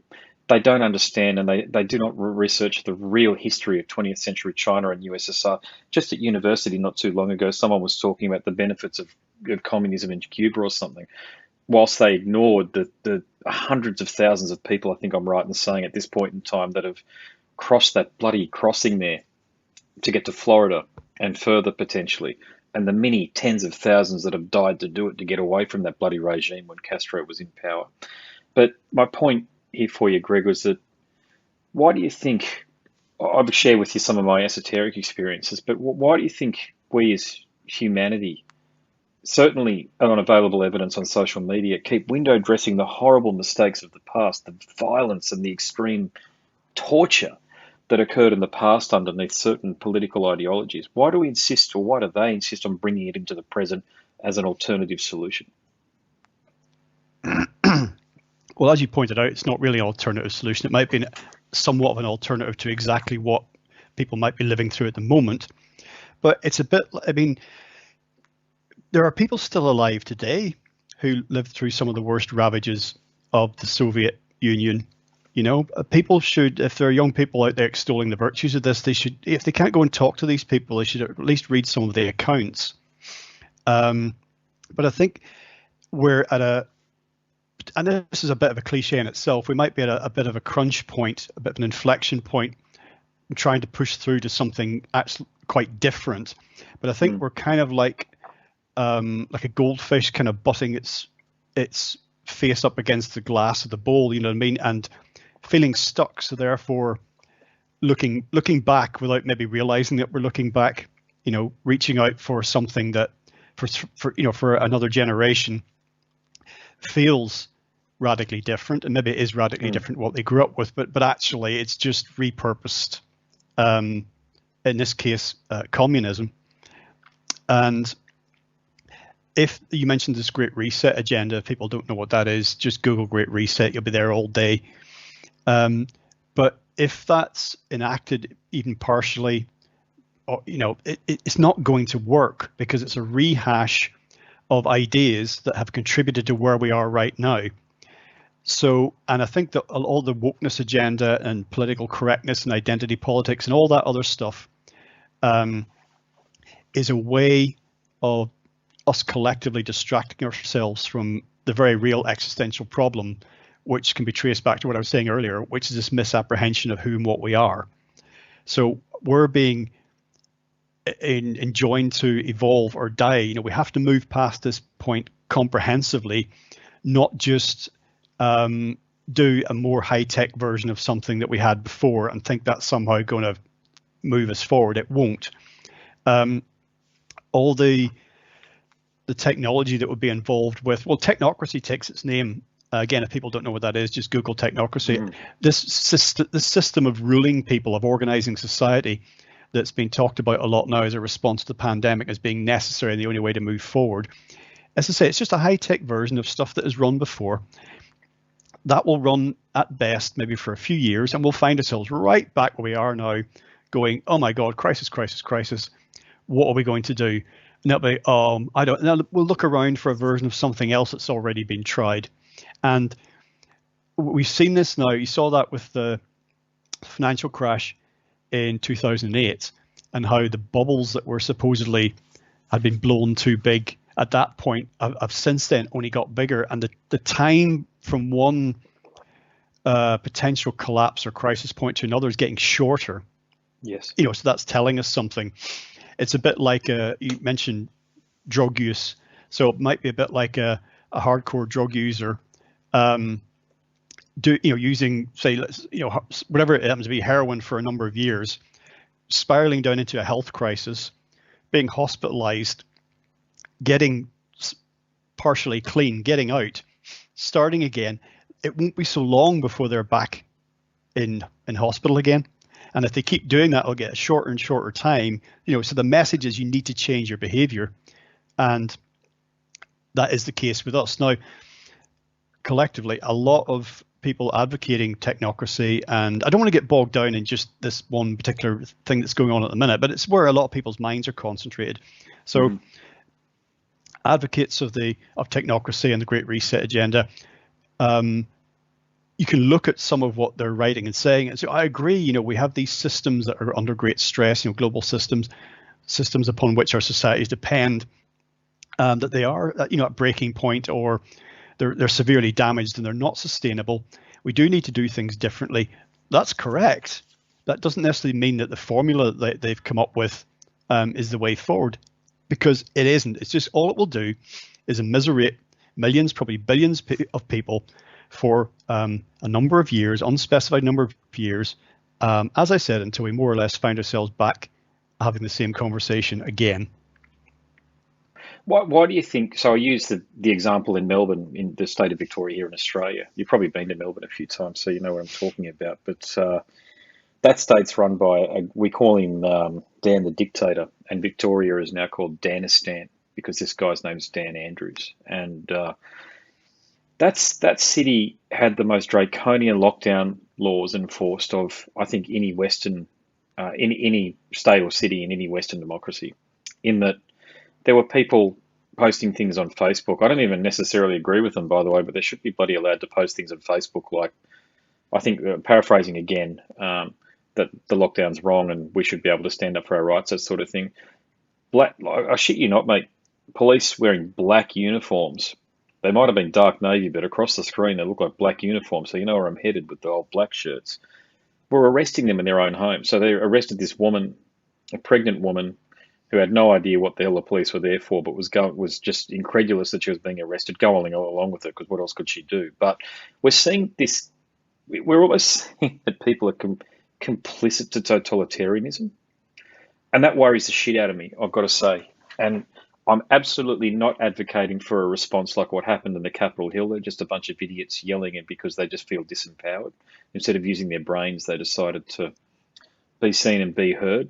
And I know one of our own, meaning Heavy Metal's own, John Schaefer from Iced Earth, got caught up in all of that. But I guess that's my point. That you mentioned something earlier about consumerism. We aren't about just buying things and consuming items and goods and the like. That isn't our true nature. But one of the interesting statistics was that in the state of Victoria, or Melbourne specifically, I should say, the rate of buying things online, of course, because it's a pandemic and you're locked inside your house, it went through the roof. So Amazon orders, eBay orders, this sort of thing. People were doing whatever they could to get stuff delivered to their home. Now, that's not just because they couldn't get out. People actually enjoyed that shit. The federal government here actually had something called JobKeeper and JobSeeker. Effectively, either way, whether you lost your job or whether you were looking for a job, or you're the business that could normally trade in non-pandemic times, could no longer trade, like a restaurant, for example, because of course you can't bloody eat in a restaurant in certain places these days. It's certainly the case, was the case. It might still be the case in Melbourne. But my point is, people just seem to be happy to sit at home and be told what to do. Now, I think the Irish are pretty similar to the Australians. I mean, there's a lot of our culture. Certainly, I look at my mother's family through the lens of Irish traditions through Australian bush culture. That very neatly summarises a lot of what Australia is about. And we were always, Ned Kelly is one of our icons, if you like, and of course he fought the law and didn't quite win, but he sure as hell put up a good fight. And he was born on an island. My point being is that we've always had a very healthy skepticism and cynicism toward either side of government here. And for the first time in my life, I'm seeing people adopt American style and potentially even British style admiration for political leaders, like as if they're actually good at fucking anything, that they're not just there because they wanted to just win something and obtain power, with this psychopathic urge to obtain power. So do you think, after making that point, do you think that this pandemic, using the example I've just given, has exposed people's tendency to enjoy being told what to do, like what we're seeing in the United States? It's time to heal, of course, now, according to Biden, because Trump's out of power and Big Daddy's in, and Kamala Harris with a wicked witch like cackle, that thing that she does. They're in now, and they'll fix everything because they're the government. But for me, and I'd like to feel for many other Aussies, and probably a lot of the Irish too, mate, we just want to be left alone to lead our lives. But I feel like that's slipping away now, and people want more governmental and regulatory interference, which makes no sense to me. If you've got some get up and go and you want to lead your life, I'm not talking, and God, there's so many other caveats I can put in there, but I won't. But my point is, after all that, wrapped in a question is, do you get the sense that people are just sort of tired and they just enjoy being told what to do for a period of time with all these lockdowns that are happening? Yeah, well, people have been encouraged to be that way, and that was in train before the pandemic. And again, it is this idea of life having no meaning and no purpose does filter into that from above and below. And of course, with the economy and these various world systems that I mentioned earlier coming under more and more pressure, more people have been finding it harder to enjoy the good life, that we're all promised, and to get ahead in material terms, because of course for many people that's all there is. We're encouraged, that's all there is. Get out and go shopping for that furniture, buy that widescreen TV and enjoy Netflix and because that's all there is. So people have been finding it harder to enjoy that material life, and so they've been looking around for answers, and then but the governments have been trying to put a patchwork over things, and just don't worry. Yeah, there was a financial crisis, and there is more unemployment, and the cost of living is going up even as wages or incomes is going down. But don't worry, good times are just around the corner, and it's become increasingly obvious to people that that's not the case. So something like the pandemic comes along, it's a perfect opportunity to basically formalize that dependence on the state sort of arrangement, if you see what I mean. Yeah. Because even if that hadn't come along, the more and more people were dependent. They weren't able to provide for themselves, let's put it that way. So they're dependent on other people or other institutions or the state to basically look after them. Even though the state doesn't have any money, doesn't generate any money other than it takes from people. So the pandemic has been the perfect opportunity to put into overdrive all of that. And for a lot of people, especially initially during the pandemic lockdowns, it was a relief to just have money coming in and just to be able to do what a lot of people want to do, which is like not very much, to kind of sit on the sofa and watch TV, because a lot of people are engaged in things in their lives, in jobs and even careers that they would choose to leave behind if they won the lottery, for example. How many people have got enough interest and passion in what they do to keep doing it if money was no longer a reason to do it? So that's been perfect, the pandemic in that sense. And of course, people have been encouraged to be afraid. They've had, if they're susceptible to fear, as all of us are to some extent, they've had the bejesus scared out of them, with this unrelenting fear porn and propaganda. So they've been told to be the jellyfish that they are, and to wait for further instructions. Do not move. And of course, we've been forbidden. Those of us that want to move and want to keep living, we've been blocked more or less from doing so. So all of us find ourselves more or less in the same boat. And so that's basically where we're up to now. And as far as the behavior of those police, for example, we have been, the wokeness culture, identity politics has pitted everybody against everybody. Doesn't matter what the advances were for female emancipation during the 20th century, for racial justice and equality, all the advances that were made through the 20th century, a lot of that seems to be almost be going out the window now, as if no progress has been made. You're racist, I'm racist, you're sexist, I'm sexist. We're all homophobes, we're all transphobes, whatever it happens to be. And that pits people against each other. And that, again, it's like a divide and conquer idea. So therefore, people are not unified physically. They can't be together. They feel divided, as in that even if they find someone else who they appear to have something in common with, don't focus on that. What are your differences? And the whole pandemic response has unleashed a very ugly totalitarian streak in a lot of people who, you mentioned that people being powerless.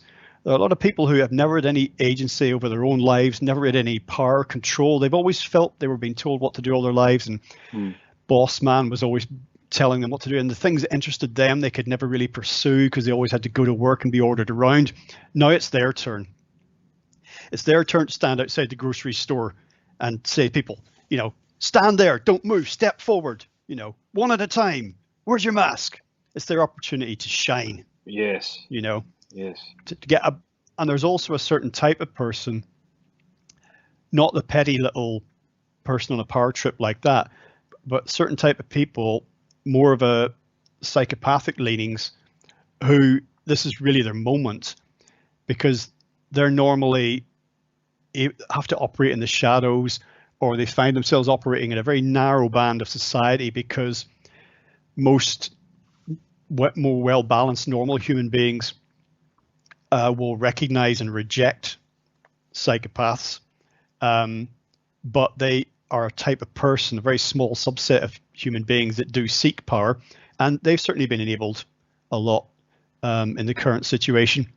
So I know I've ranged quite widely there, but I hope I've addressed the points you were trying to get at. I'll throw out, so if anybody's interested in a response to identity politics and the politics of race and culture and these things that actually most of us do understand what is right and wrong, and we do just want to live with our fellow human beings in peace, and we don't really care what color people are or what they get up to in the bedroom, and we don't care if somebody wants to have a sex change operation. People should just do what they want if they're not hurting anyone else. But we're all being told that all of this is a massive problem. A really good book, he's a commentator called Douglas Murray, but his book, The Madness of Crowds, is very good on these subjects, and that was published pre-pandemic, so it's not necessarily a response to the hyper kind of hysteria in those areas that we're seeing now. Are you Catholic or Protestant? Well, I was born in a Protestant family and brought up that way, but I don't identify. I don't identify as. Oh, I know. Yeah, but by birth, exactly what it's saying. Yeah, as somebody whose family, no doubt, lived and experienced the Troubles. In other words, real troubles, real shit, real things that were happening, real division. Does this slightly infuriate you? What's going on now? To your point, we're being told that. What was the recent one? I had a conversation with someone the other day, a close friend of ours, but you don't bother to correct people because it just, there's no point. But she was saying that homosexuals are still being beaten up in Brisbane. And I'm in news media. Well, I'm out now. But I was like, well, I know where to go to find out if these things happen. And believe me, that will be front page news, and there'd probably be a march down Queen Street here in Brisbane or George Street if that had actually happened. But she's saying, yeah, no, it happens fairly regularly that homosexuals get beaten up. And I said, who by? She goes, footy players. Like, don't get me wrong, but I think she clearly made it up. And if she didn't, she's referring to something that probably happened in the 60s or 70s. But I feel like as though, just to underline the point with the Troubles in Northern Ireland and the like, is that we're so desperate to separate ourselves through victimhood. For you as somebody who, and speak as much or as little about this as you feel, there's no pressure in other words, but was your family affected by the Troubles, and do you think that gives you a unique perspective on this race to victimhood that we're experiencing now? Well, there's two interesting things there. One, no, we weren't really affected by the Troubles. In my experience, I was born when the modern era of Troubles started. Within a few weeks of it, actually. In 1969, I was born, But in my life experience, people were shot, people were blown up, but nothing that impacted me directly, and nothing in the places where I lived. There wasn't much trouble. Most of it. So the interesting thing about that is about media perception and media reporting, because when I first came to England, people, how did you get to the shops in Northern Ireland? What do you mean, how did we get to the shops? We walked or drove. Yeah, but Yes. did you not have to dodge bullets? No, we didn't have to dodge bullets. It wasn't like that. So there was this hyped, media reporting of what was going on. Now, thousands of people died, but it wasn't as it was being reported by the media. So, and the second part of that is that, yes, I do look, and I wouldn't even necessarily tie this to my experience in Northern Ireland, because I didn't really have any direct experience, but, people were actually being gunned down and blown up, but they still went about their daily lives. They just said, we have to live. But there's threats everywhere. Life is not safe. We have to live. We don't have to be cavalier about it, but it's up, most people, again, if you're not endangering other people, it is for you to judge the level of risk that is suitable for you. And people don't, despite what we're being told now, people don't want to be safe all the time. And if more people want to be safe now, it's because they've had, as I said, they've had the bejesus scared out of them. Why do you think people go and do extreme sports? Why do you think some people inject heroin and do heinous amounts of other risky behaviors? Because they're looking for an edgy experience. They're looking for something that makes them feel alive. Even a brush with death that can make you feel alive. You mentioned it after the passing of your father. That time you described was something that a lot of people are seeking. And Abraham Maslow, psychologist, and later Colin Wilson, the author, they spoke about this. They spoke about this, the peak experience. The peak experience. I think that's what you some of the filters between your mind and the overmind, the greater reality that's out there, that was down for a while. That force field was weaker for a while, and there's more stuff was coming through. And we have access to that all the time if we wish, and that's part of our future, as far as I can see, is understanding that and accessing that. But we're not, in good shape for that at the minute. Though, to again paraphrase myself from earlier, everything that's going on now, that we're being pushed to evolve. So within crisis, there is opportunity. So my hope is that all of this will force, transformation through trauma, will force more people to ask again fundamental questions about their life and about reality, and not just double down on trying to hide and feel safe until the threats go away. They will not go away. Life is not safe. The opportunity, as to paraphrase George Orwell in 1984, the point is not to stay alive. The point is to stay human. That's such a good point. Yeah, I love that. That's an awesome quote right there. Yeah, experience things, be things, make mistakes, learn from your mistakes, fall in love, fall out of love, learn to love again. These sort of things. It seems. Do you have a view on why people seem to be hardwired to be so risk averse that they have things like warning signs on children's play equipment that you could, I don't know, get hurt if you're on a swing set, this sort of bullshit? Is there anything from your experience with all of the research you've done and the conversations you've had that gives us a bit of an answer as to why there's this, helicopter parents, this sort of thing? We see them, my wife and I see them around us, with our kids. I'm not saying I'm happy when my children fall off a scooter or a bike, but they bloody learn something afterwards when they graze themselves almost pretty badly, if you know what I'm saying. But we did, you and I probably did that. God knows I fell off my bike often enough when I was a kid. But these days there seems to be a disclaimer on everything, and I don't know whether it's this colonization of American litigation that the Western world seems to have experienced, or whether or not we've just had this this thing where you watch a film, and or not even a film, it might be a news report, and it might be someone espousing a view that you don't necessarily agree with. The safe spaces, there you go, the snowflakes and the safe spaces and all of this sort of shit. Is there any psychology behind that? They want to move to a space, these safe spaces where literally nothing challenges them. Yeah, I think that your point about American litigation is valid. I think it certainly has some of the roots can be extended into that. We're just worried about what somebody will do, how much it will cost you if you don't warn somebody about a potential risk, even one that's really obvious.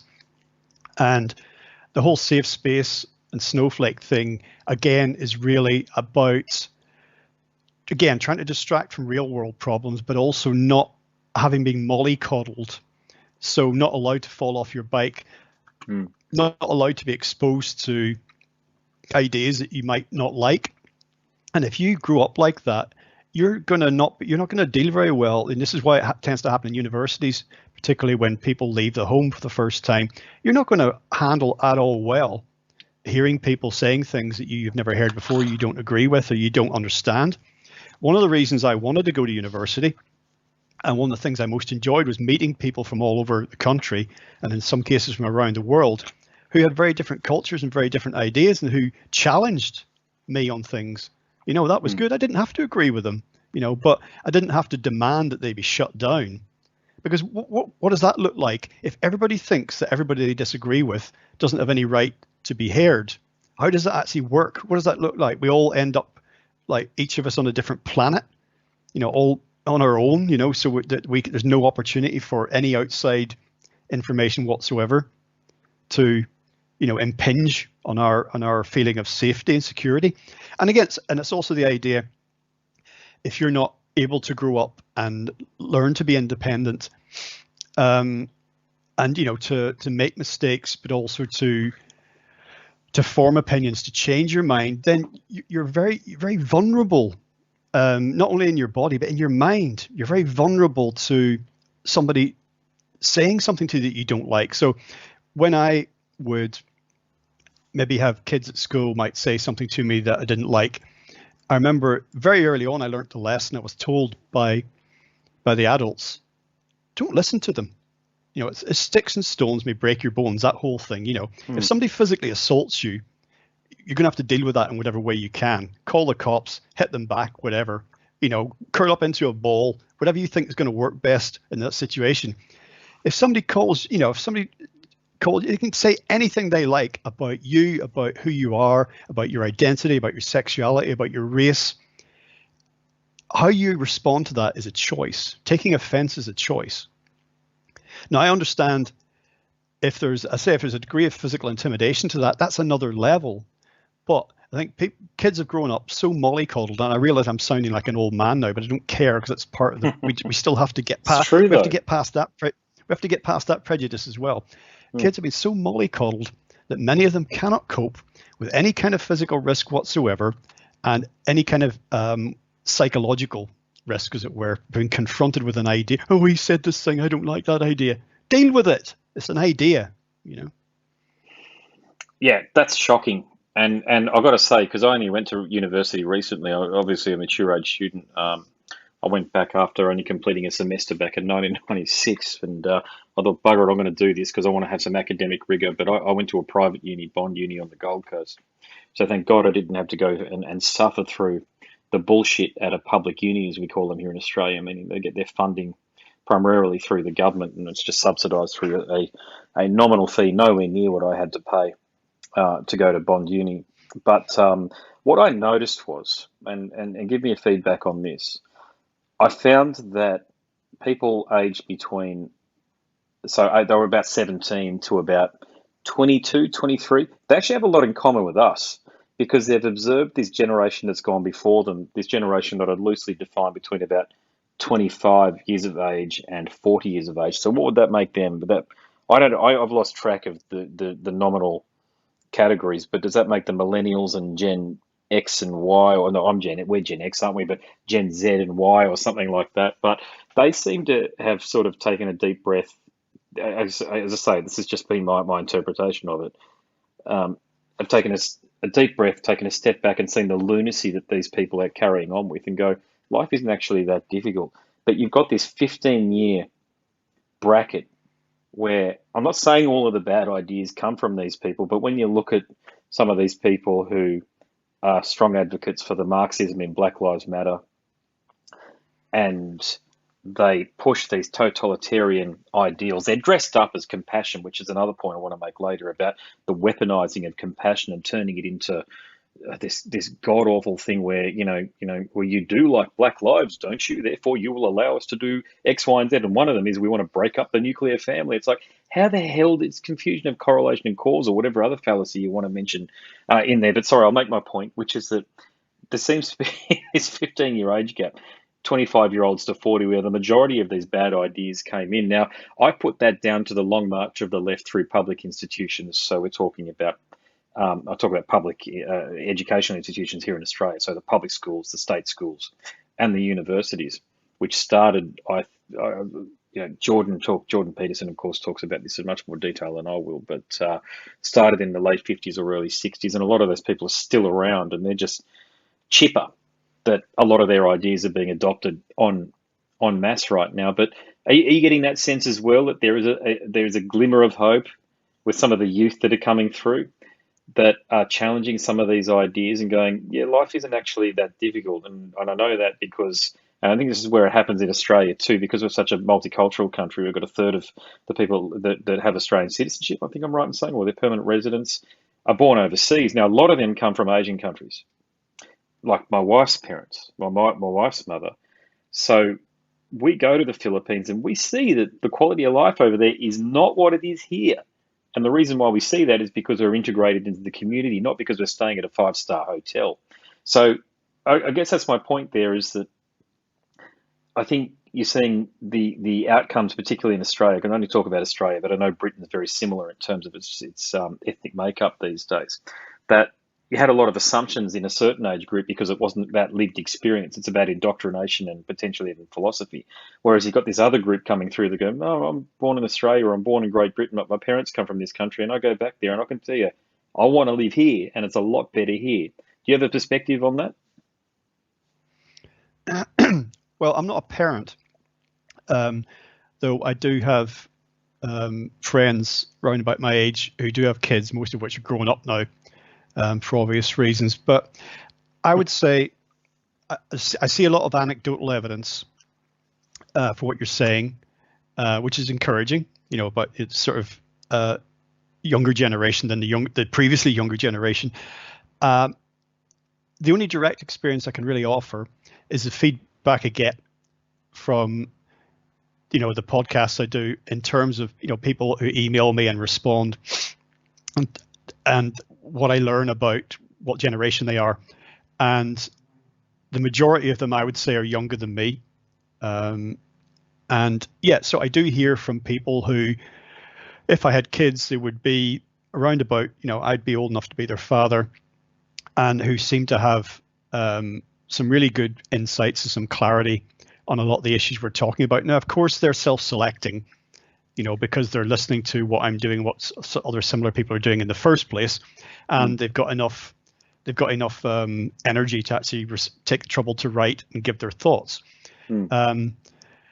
So all I can say is, really, I can't give you a comprehensive response, but I do see anecdotal evidence for that. And I think that as these are artificial protective bubbles, despite what's happening with the pandemic response, I think with these wider, more long-term trends, as these protective bubbles begin to sort of crack and shatter, we may find younger people being forced, to make their own way more, to make up their own minds more, to differentiate between what they feel inside and what they're being fed more. I think that'll just be, a necessity. I think back to, you mentioned, like our childhoods, for example, how much freer we were, not just literally physically to do things, but to, despite there being so much less information around, we didn't have access to the web, and we may have had limited access to books, but how much looser things were in terms of having your own ideas and opinions about things. But in my experience as well, how much less tension there seemed to be around the issues we now come under the banner of wokeness, if you see what I mean. So things that are now apparently a major issue, a real societal crisis that must be addressed, It's outrageous that we must tear down these statues. We must vandalize this shopping mall in the name of this issue. But, when I was a child, these things, there were problems in these areas and they were still being addressed. So, for example, being a gay man in my society was more challenging when I was growing up in some ways than it is now. But it was on the path to things were getting better, the issues were being addressed. But whether it's sexuality or race or any of these other issues, to listen to some people now, you would think that we were in an all-time low. Yeah. in terms of some of these social issues. Yeah, and I agree totally. I mean, this is the issue with categorizing members of society through a spectrum of perceived totems of victimhood and nominating concessions. This is the whole thing with identity politics, that a citizen's character and contribution are secondary to all these immutable characteristics like religion, race, sexuality, social background, and class.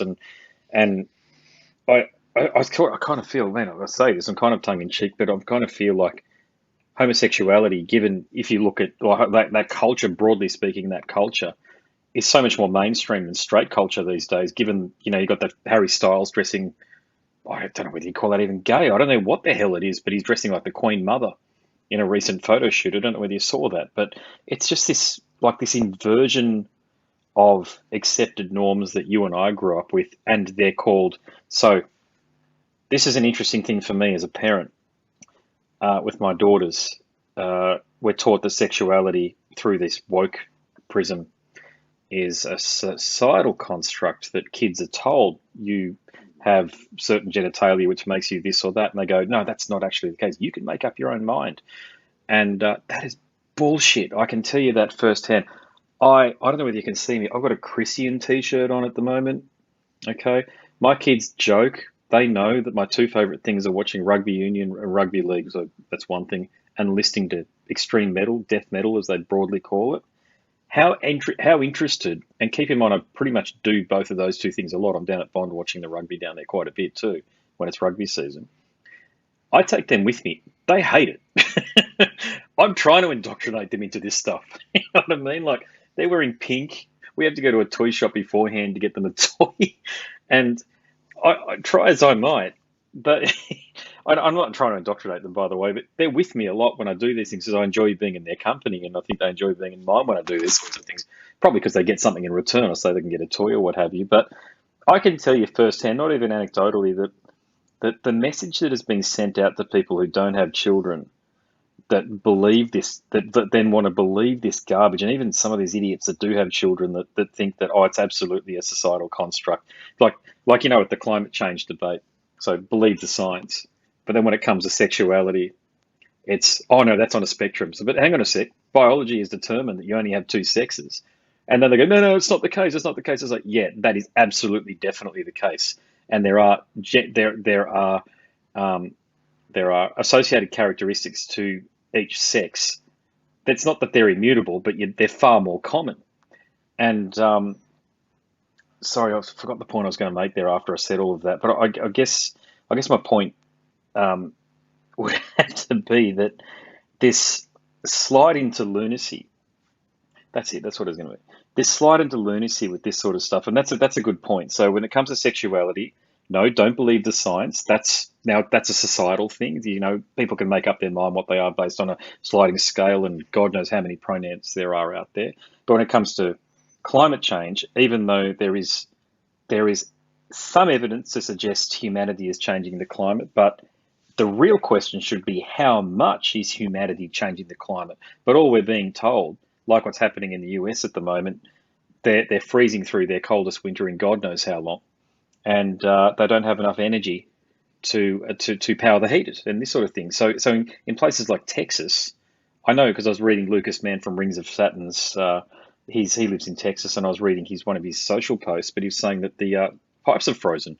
I thought Texas was like Queensland. I mean, if you got snow here, hell's frozen over, literally. I mean, it's bloody hot in most of Queensland. It just wouldn't snow here. But after that fairly long point, which I almost lost my way in, but I'm bringing it back now, okay?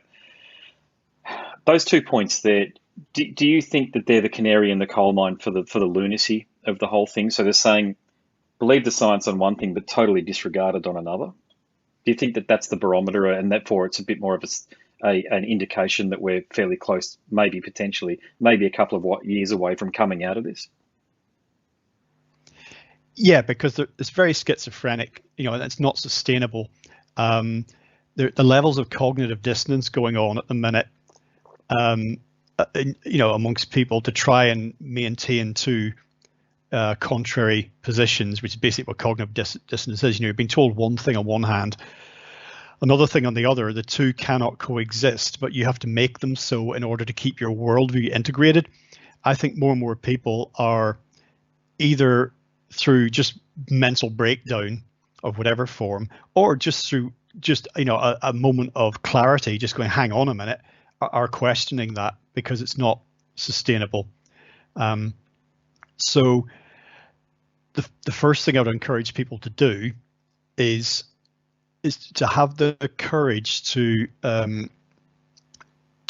might not be used to doing this, but to think about what your instincts and what your gut tell you about any subject. And you don't have to be, whether it's beyond your particular experience or not, you don't have to be a scientist to have a gut feeling or an instinctive feeling about changes to the planet, for example, or about questions of, are there more than two sexes? I mean, obviously there aren't.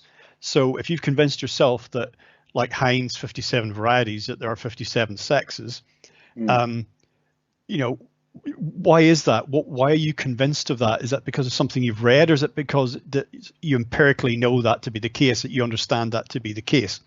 So, yeah, well, I'm losing my own way now, so you just pick up on what Well, we've gone into the rabbit hole, haven't we? I mean, this is the problem with it all, because you can't keep up with it, and that's what I think. I get internally so frustrated with people, because I think that some of these so-called thought leaders are psychopaths on the left, and they do have a mental illness. Certainly, I'll say now, mate, that some of the most virulently left-wing people that I've met through my life, and some of the things they've said to me have been truly shocking. Just the way that they've treated people, and you'll be having a beer and you'll say something, and just the way they attack you.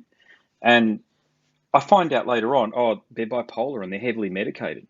Do you understand my point? It seems like as though, and I should have made this point earlier when I was talking about some of these youth that are coming through, because I think we've, certainly in Australia, I think we've come over the hump with that stuff, and they're not, I don't think that they're prescribing. I certainly had this conversation with my GP a couple of years back. It's extremely difficult to get a kid prescribed Adderall these days, or any of those those methamphetamine based. I don't know. I think that's the right way of describing it, isn't it? Those medications that are designed to keep a child's attention focused. Okay, they're basically saying, no, just because they don't fit in the mainstream class of this state school doesn't mean that they should be medicated and shoved back into that system. But I think a lot of it certainly comes down to, and certainly my personal experience again has been that a lot of these hardcore lefties, they do have mental health disorders and diseases, and they're trying to represent that as a mainstream condition when it's not. There's actually help available for them. It doesn't have to be in the form of this wokeness that they're forcing and foisting on everybody, and telling us that you and I, because of the color of our skin, are born racist and we can't help it. And God know, with both of us having, I mean, you're outright Irish and I've got Irish heritage, has there been a more persecuted people in Western Europe than the Irish? For fuck's sake.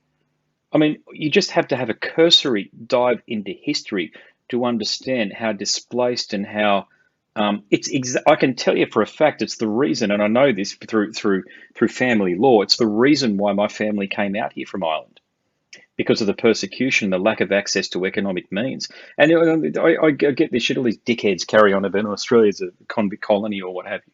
And it's like, but do you understand why these people were convicts? Do you understand people were largely of Irish heritage in England, were denied economic opportunity, so they had children and they had no choice but to do things like steal a loaf of bread. It was for things that simple that people were sent out here. It wasn't like as though they were stealing the 1790s equivalent of a car or something. It just wasn't happening. These people were trying to provide for their family. And sorry, it annoys me, that point, because you hear some Brits and some Kiwis and shit say that stuff about Australians, and it's just fucking stupid, and it's uneducated, and it's a willful ignorance of history and of human history and the suffering that people have gone through. But I guess I'll end that point there because I want to ask you one more question because I truly appreciate your time, Greg. It's magnificent. I haven't dived this deep into the rabbit hole before with anybody because nobody else has sort of got the people might have had the mental bandwidth, but people don't want to sort of have this stuff out there because they're afraid of what's going to happen. And so I'll make That's the part of point. the problem. Yeah, well, that's what it is, isn't it? We're afraid of talking, but I'm at a point where I don't give a shit about social media. So if I get cancelled off social media, I don't care. All of my audience just comes through listening to the podcast. And the thing about the podcast is if I get cancelled on that platform, I'll just find another one to broadcast it. I've got all of my files. You know what I'm saying? And Mm. nothing that I've said or that you've said is contrary to. I hate defending myself or our conversation like this, but my only disclaimer would be that literally nothing that we've said is incidentary in any way, shape, or form. It's merely an expression of an opinion. But at the moment, as we know, with cancel culture and freedom of speech being, this, the lefty thing of being on the right side of history and it's hate speech and all this sort of shit. It's not wrong speech as hate speech, and it's not hate speech if you're defiling or demeaning anybody. We haven't demeaned a single group of people or a single person on this conversation here.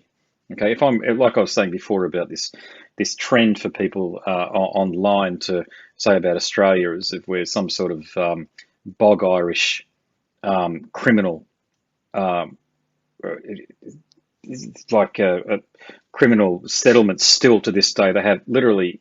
I listened to Bari Weiss, who I know is a right-wing blogger of all people. She was on the New York Times, but she got cancelled from the New York Times. But she described us as a homogenous culture. I don't bloody know where she was, mate, because mate, in Australia these days, it's incredibly there's all sorts of people here at this point. But sorry, I'll move on and make this final point for you. Okay, so I've hammered the lefties because they deserve it. QAnon though is ludicrous and insane as far as I'm concerned. I've spoken to a number of people that get into QAnon on the so-called right, but I don't even classify them as being on the right. I just think there's something else going on there.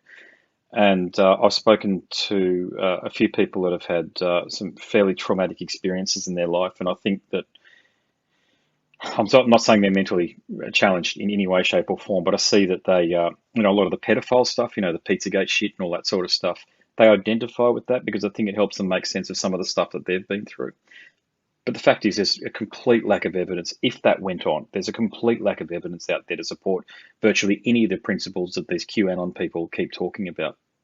Do you have a view on QAnon and how the hell did that? I don't even it doesn't seem to have a point except that there's lizards running governments in the world and transdimensional pedophiles and shit. Do you understand what I mean? Like sorry, I'm tripping over my words a little bit because it's hard for me to get my head around how these people sort of arrive at these conclusions. But A, do you understand the QAnon thing, and B, why do you think people are so drawn to it?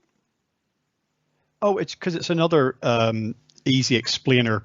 It's a bit like, with the classic conspiracy theories, it ties all these loose ends together. So I've not looked at it in detail because what I learned about it, I just thought this is just repackaged stuff from the past.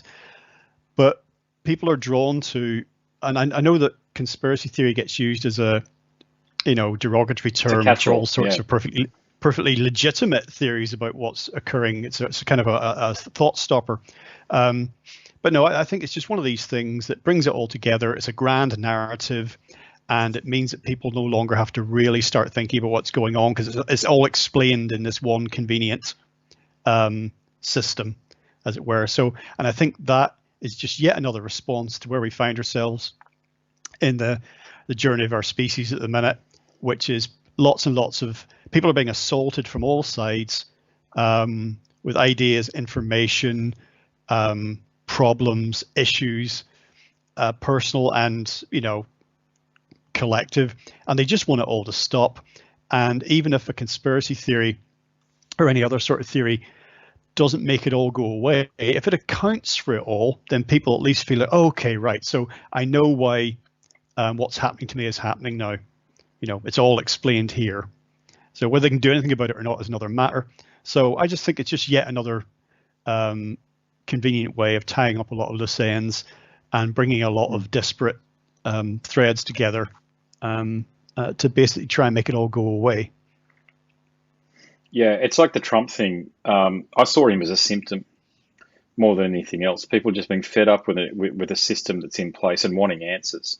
And just you got to think that how bad Hillary must have been and must be for him to win an election against her with the odds that were stacked against him. Now, I don't have any skin in the game, so I'm not saying I support him or otherwise. There's no two ways about that. But I noticed in his farewell speech, he talked about, I've got plenty to share, which of course I just occasionally, I don't do it often, but occasionally I'll Google or go onto Twitter and just look at what the QAnon community are talking about, of course. So that set it alight in the Reddit forums or what have you.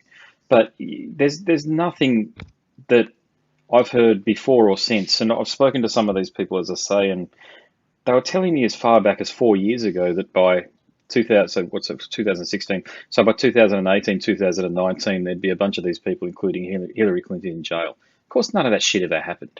So it just seems to me like as if, yeah, I think you've nailed it, mate. It's just a comfort thing to think that these things are over the horizons. It's a make believe thing. It's part of their imagination. So rather than dealing with the real issues in the here and now, it gives them far more comfort to believe that it's kind of like a version of what the left do, isn't it? The big daddy, the government, somebody's going to come in and save us. I call it, and people, the Star Warsification of our politics. You know, there's the dark side and there's the force. Like it's some ethereal thing that people can sort of tap into, and you know, Daddy Trump is going to come, is going to put away all of these bad people that they hate. It's like you guys have got the power in your own hands to make sure that that if you don't like Biden or Kamala Harris or Alexandria Ocasio-Cortez, or you know they call them the Squad, you know the other two ladies that are a member of the thing that Alessandria, whatever her name is, AOC, that's why they call it that, AOC, are a part of, then do something about it. You know, but I know it's difficult, but diving into this weird shit is not going to help you in the long run. Yeah, I mean, I think in general, and this speaks to a lot of what we've been talking about, and I'd want to maybe just leave people with a couple of thoughts. Individuals who are sovereign, empowered, and they feel secure in their own minds, and they have power over themselves, and they might even be in prison. They might even be in some kind of, circumstances where externally they don't seem to have much control. And a lot of people feel like that, especially now, I know that. But sovereign individuals who are empowered within themselves, they don't want control over other people. They don't seek it. You see what I mean? People who seek power over other people are lacking something. And the second thought is really that going forward from this moment, it's always been the case, but particularly at this time in history now, going forward, and I address this particularly to young people, to all of us, but particularly to young people, in the near and midterm future, what the world needs, what our species would be calling for, is people who are useful, people who can make themselves useful to other people, to society at large, to the species at large. And you have to ask yourself about a lot of these categories and subcategories of human activity and time wasting that we've been talking about. Is that useful? So for young people, think about that. What is going to help the species going forward? Is it going to be a gender studies professor? Maybe. I doubt it. God, no. The doctors of philosophy, stop them. There's already enough. There's already enough of these so-called liberal doctorates out there who insist, I might add, on calling themselves doctors. Have you seen that tweet thread where the lady was getting onto an aeroplane and she was called ma'am, and she said, "Pardon me, I'm a doctor." It says doc, or I think it was that, or it didn't say doctor on her airline ticket. Whereas when I was at uni, and I think all of the lecturers are doctors there or thereabouts. They're certainly masters of their craft, literally capital M. But doctors, but they're the ones in my experience when they got exactly like what you're saying, that they're sovereign entities, that they're captains of their own destinies and masters of their own ship.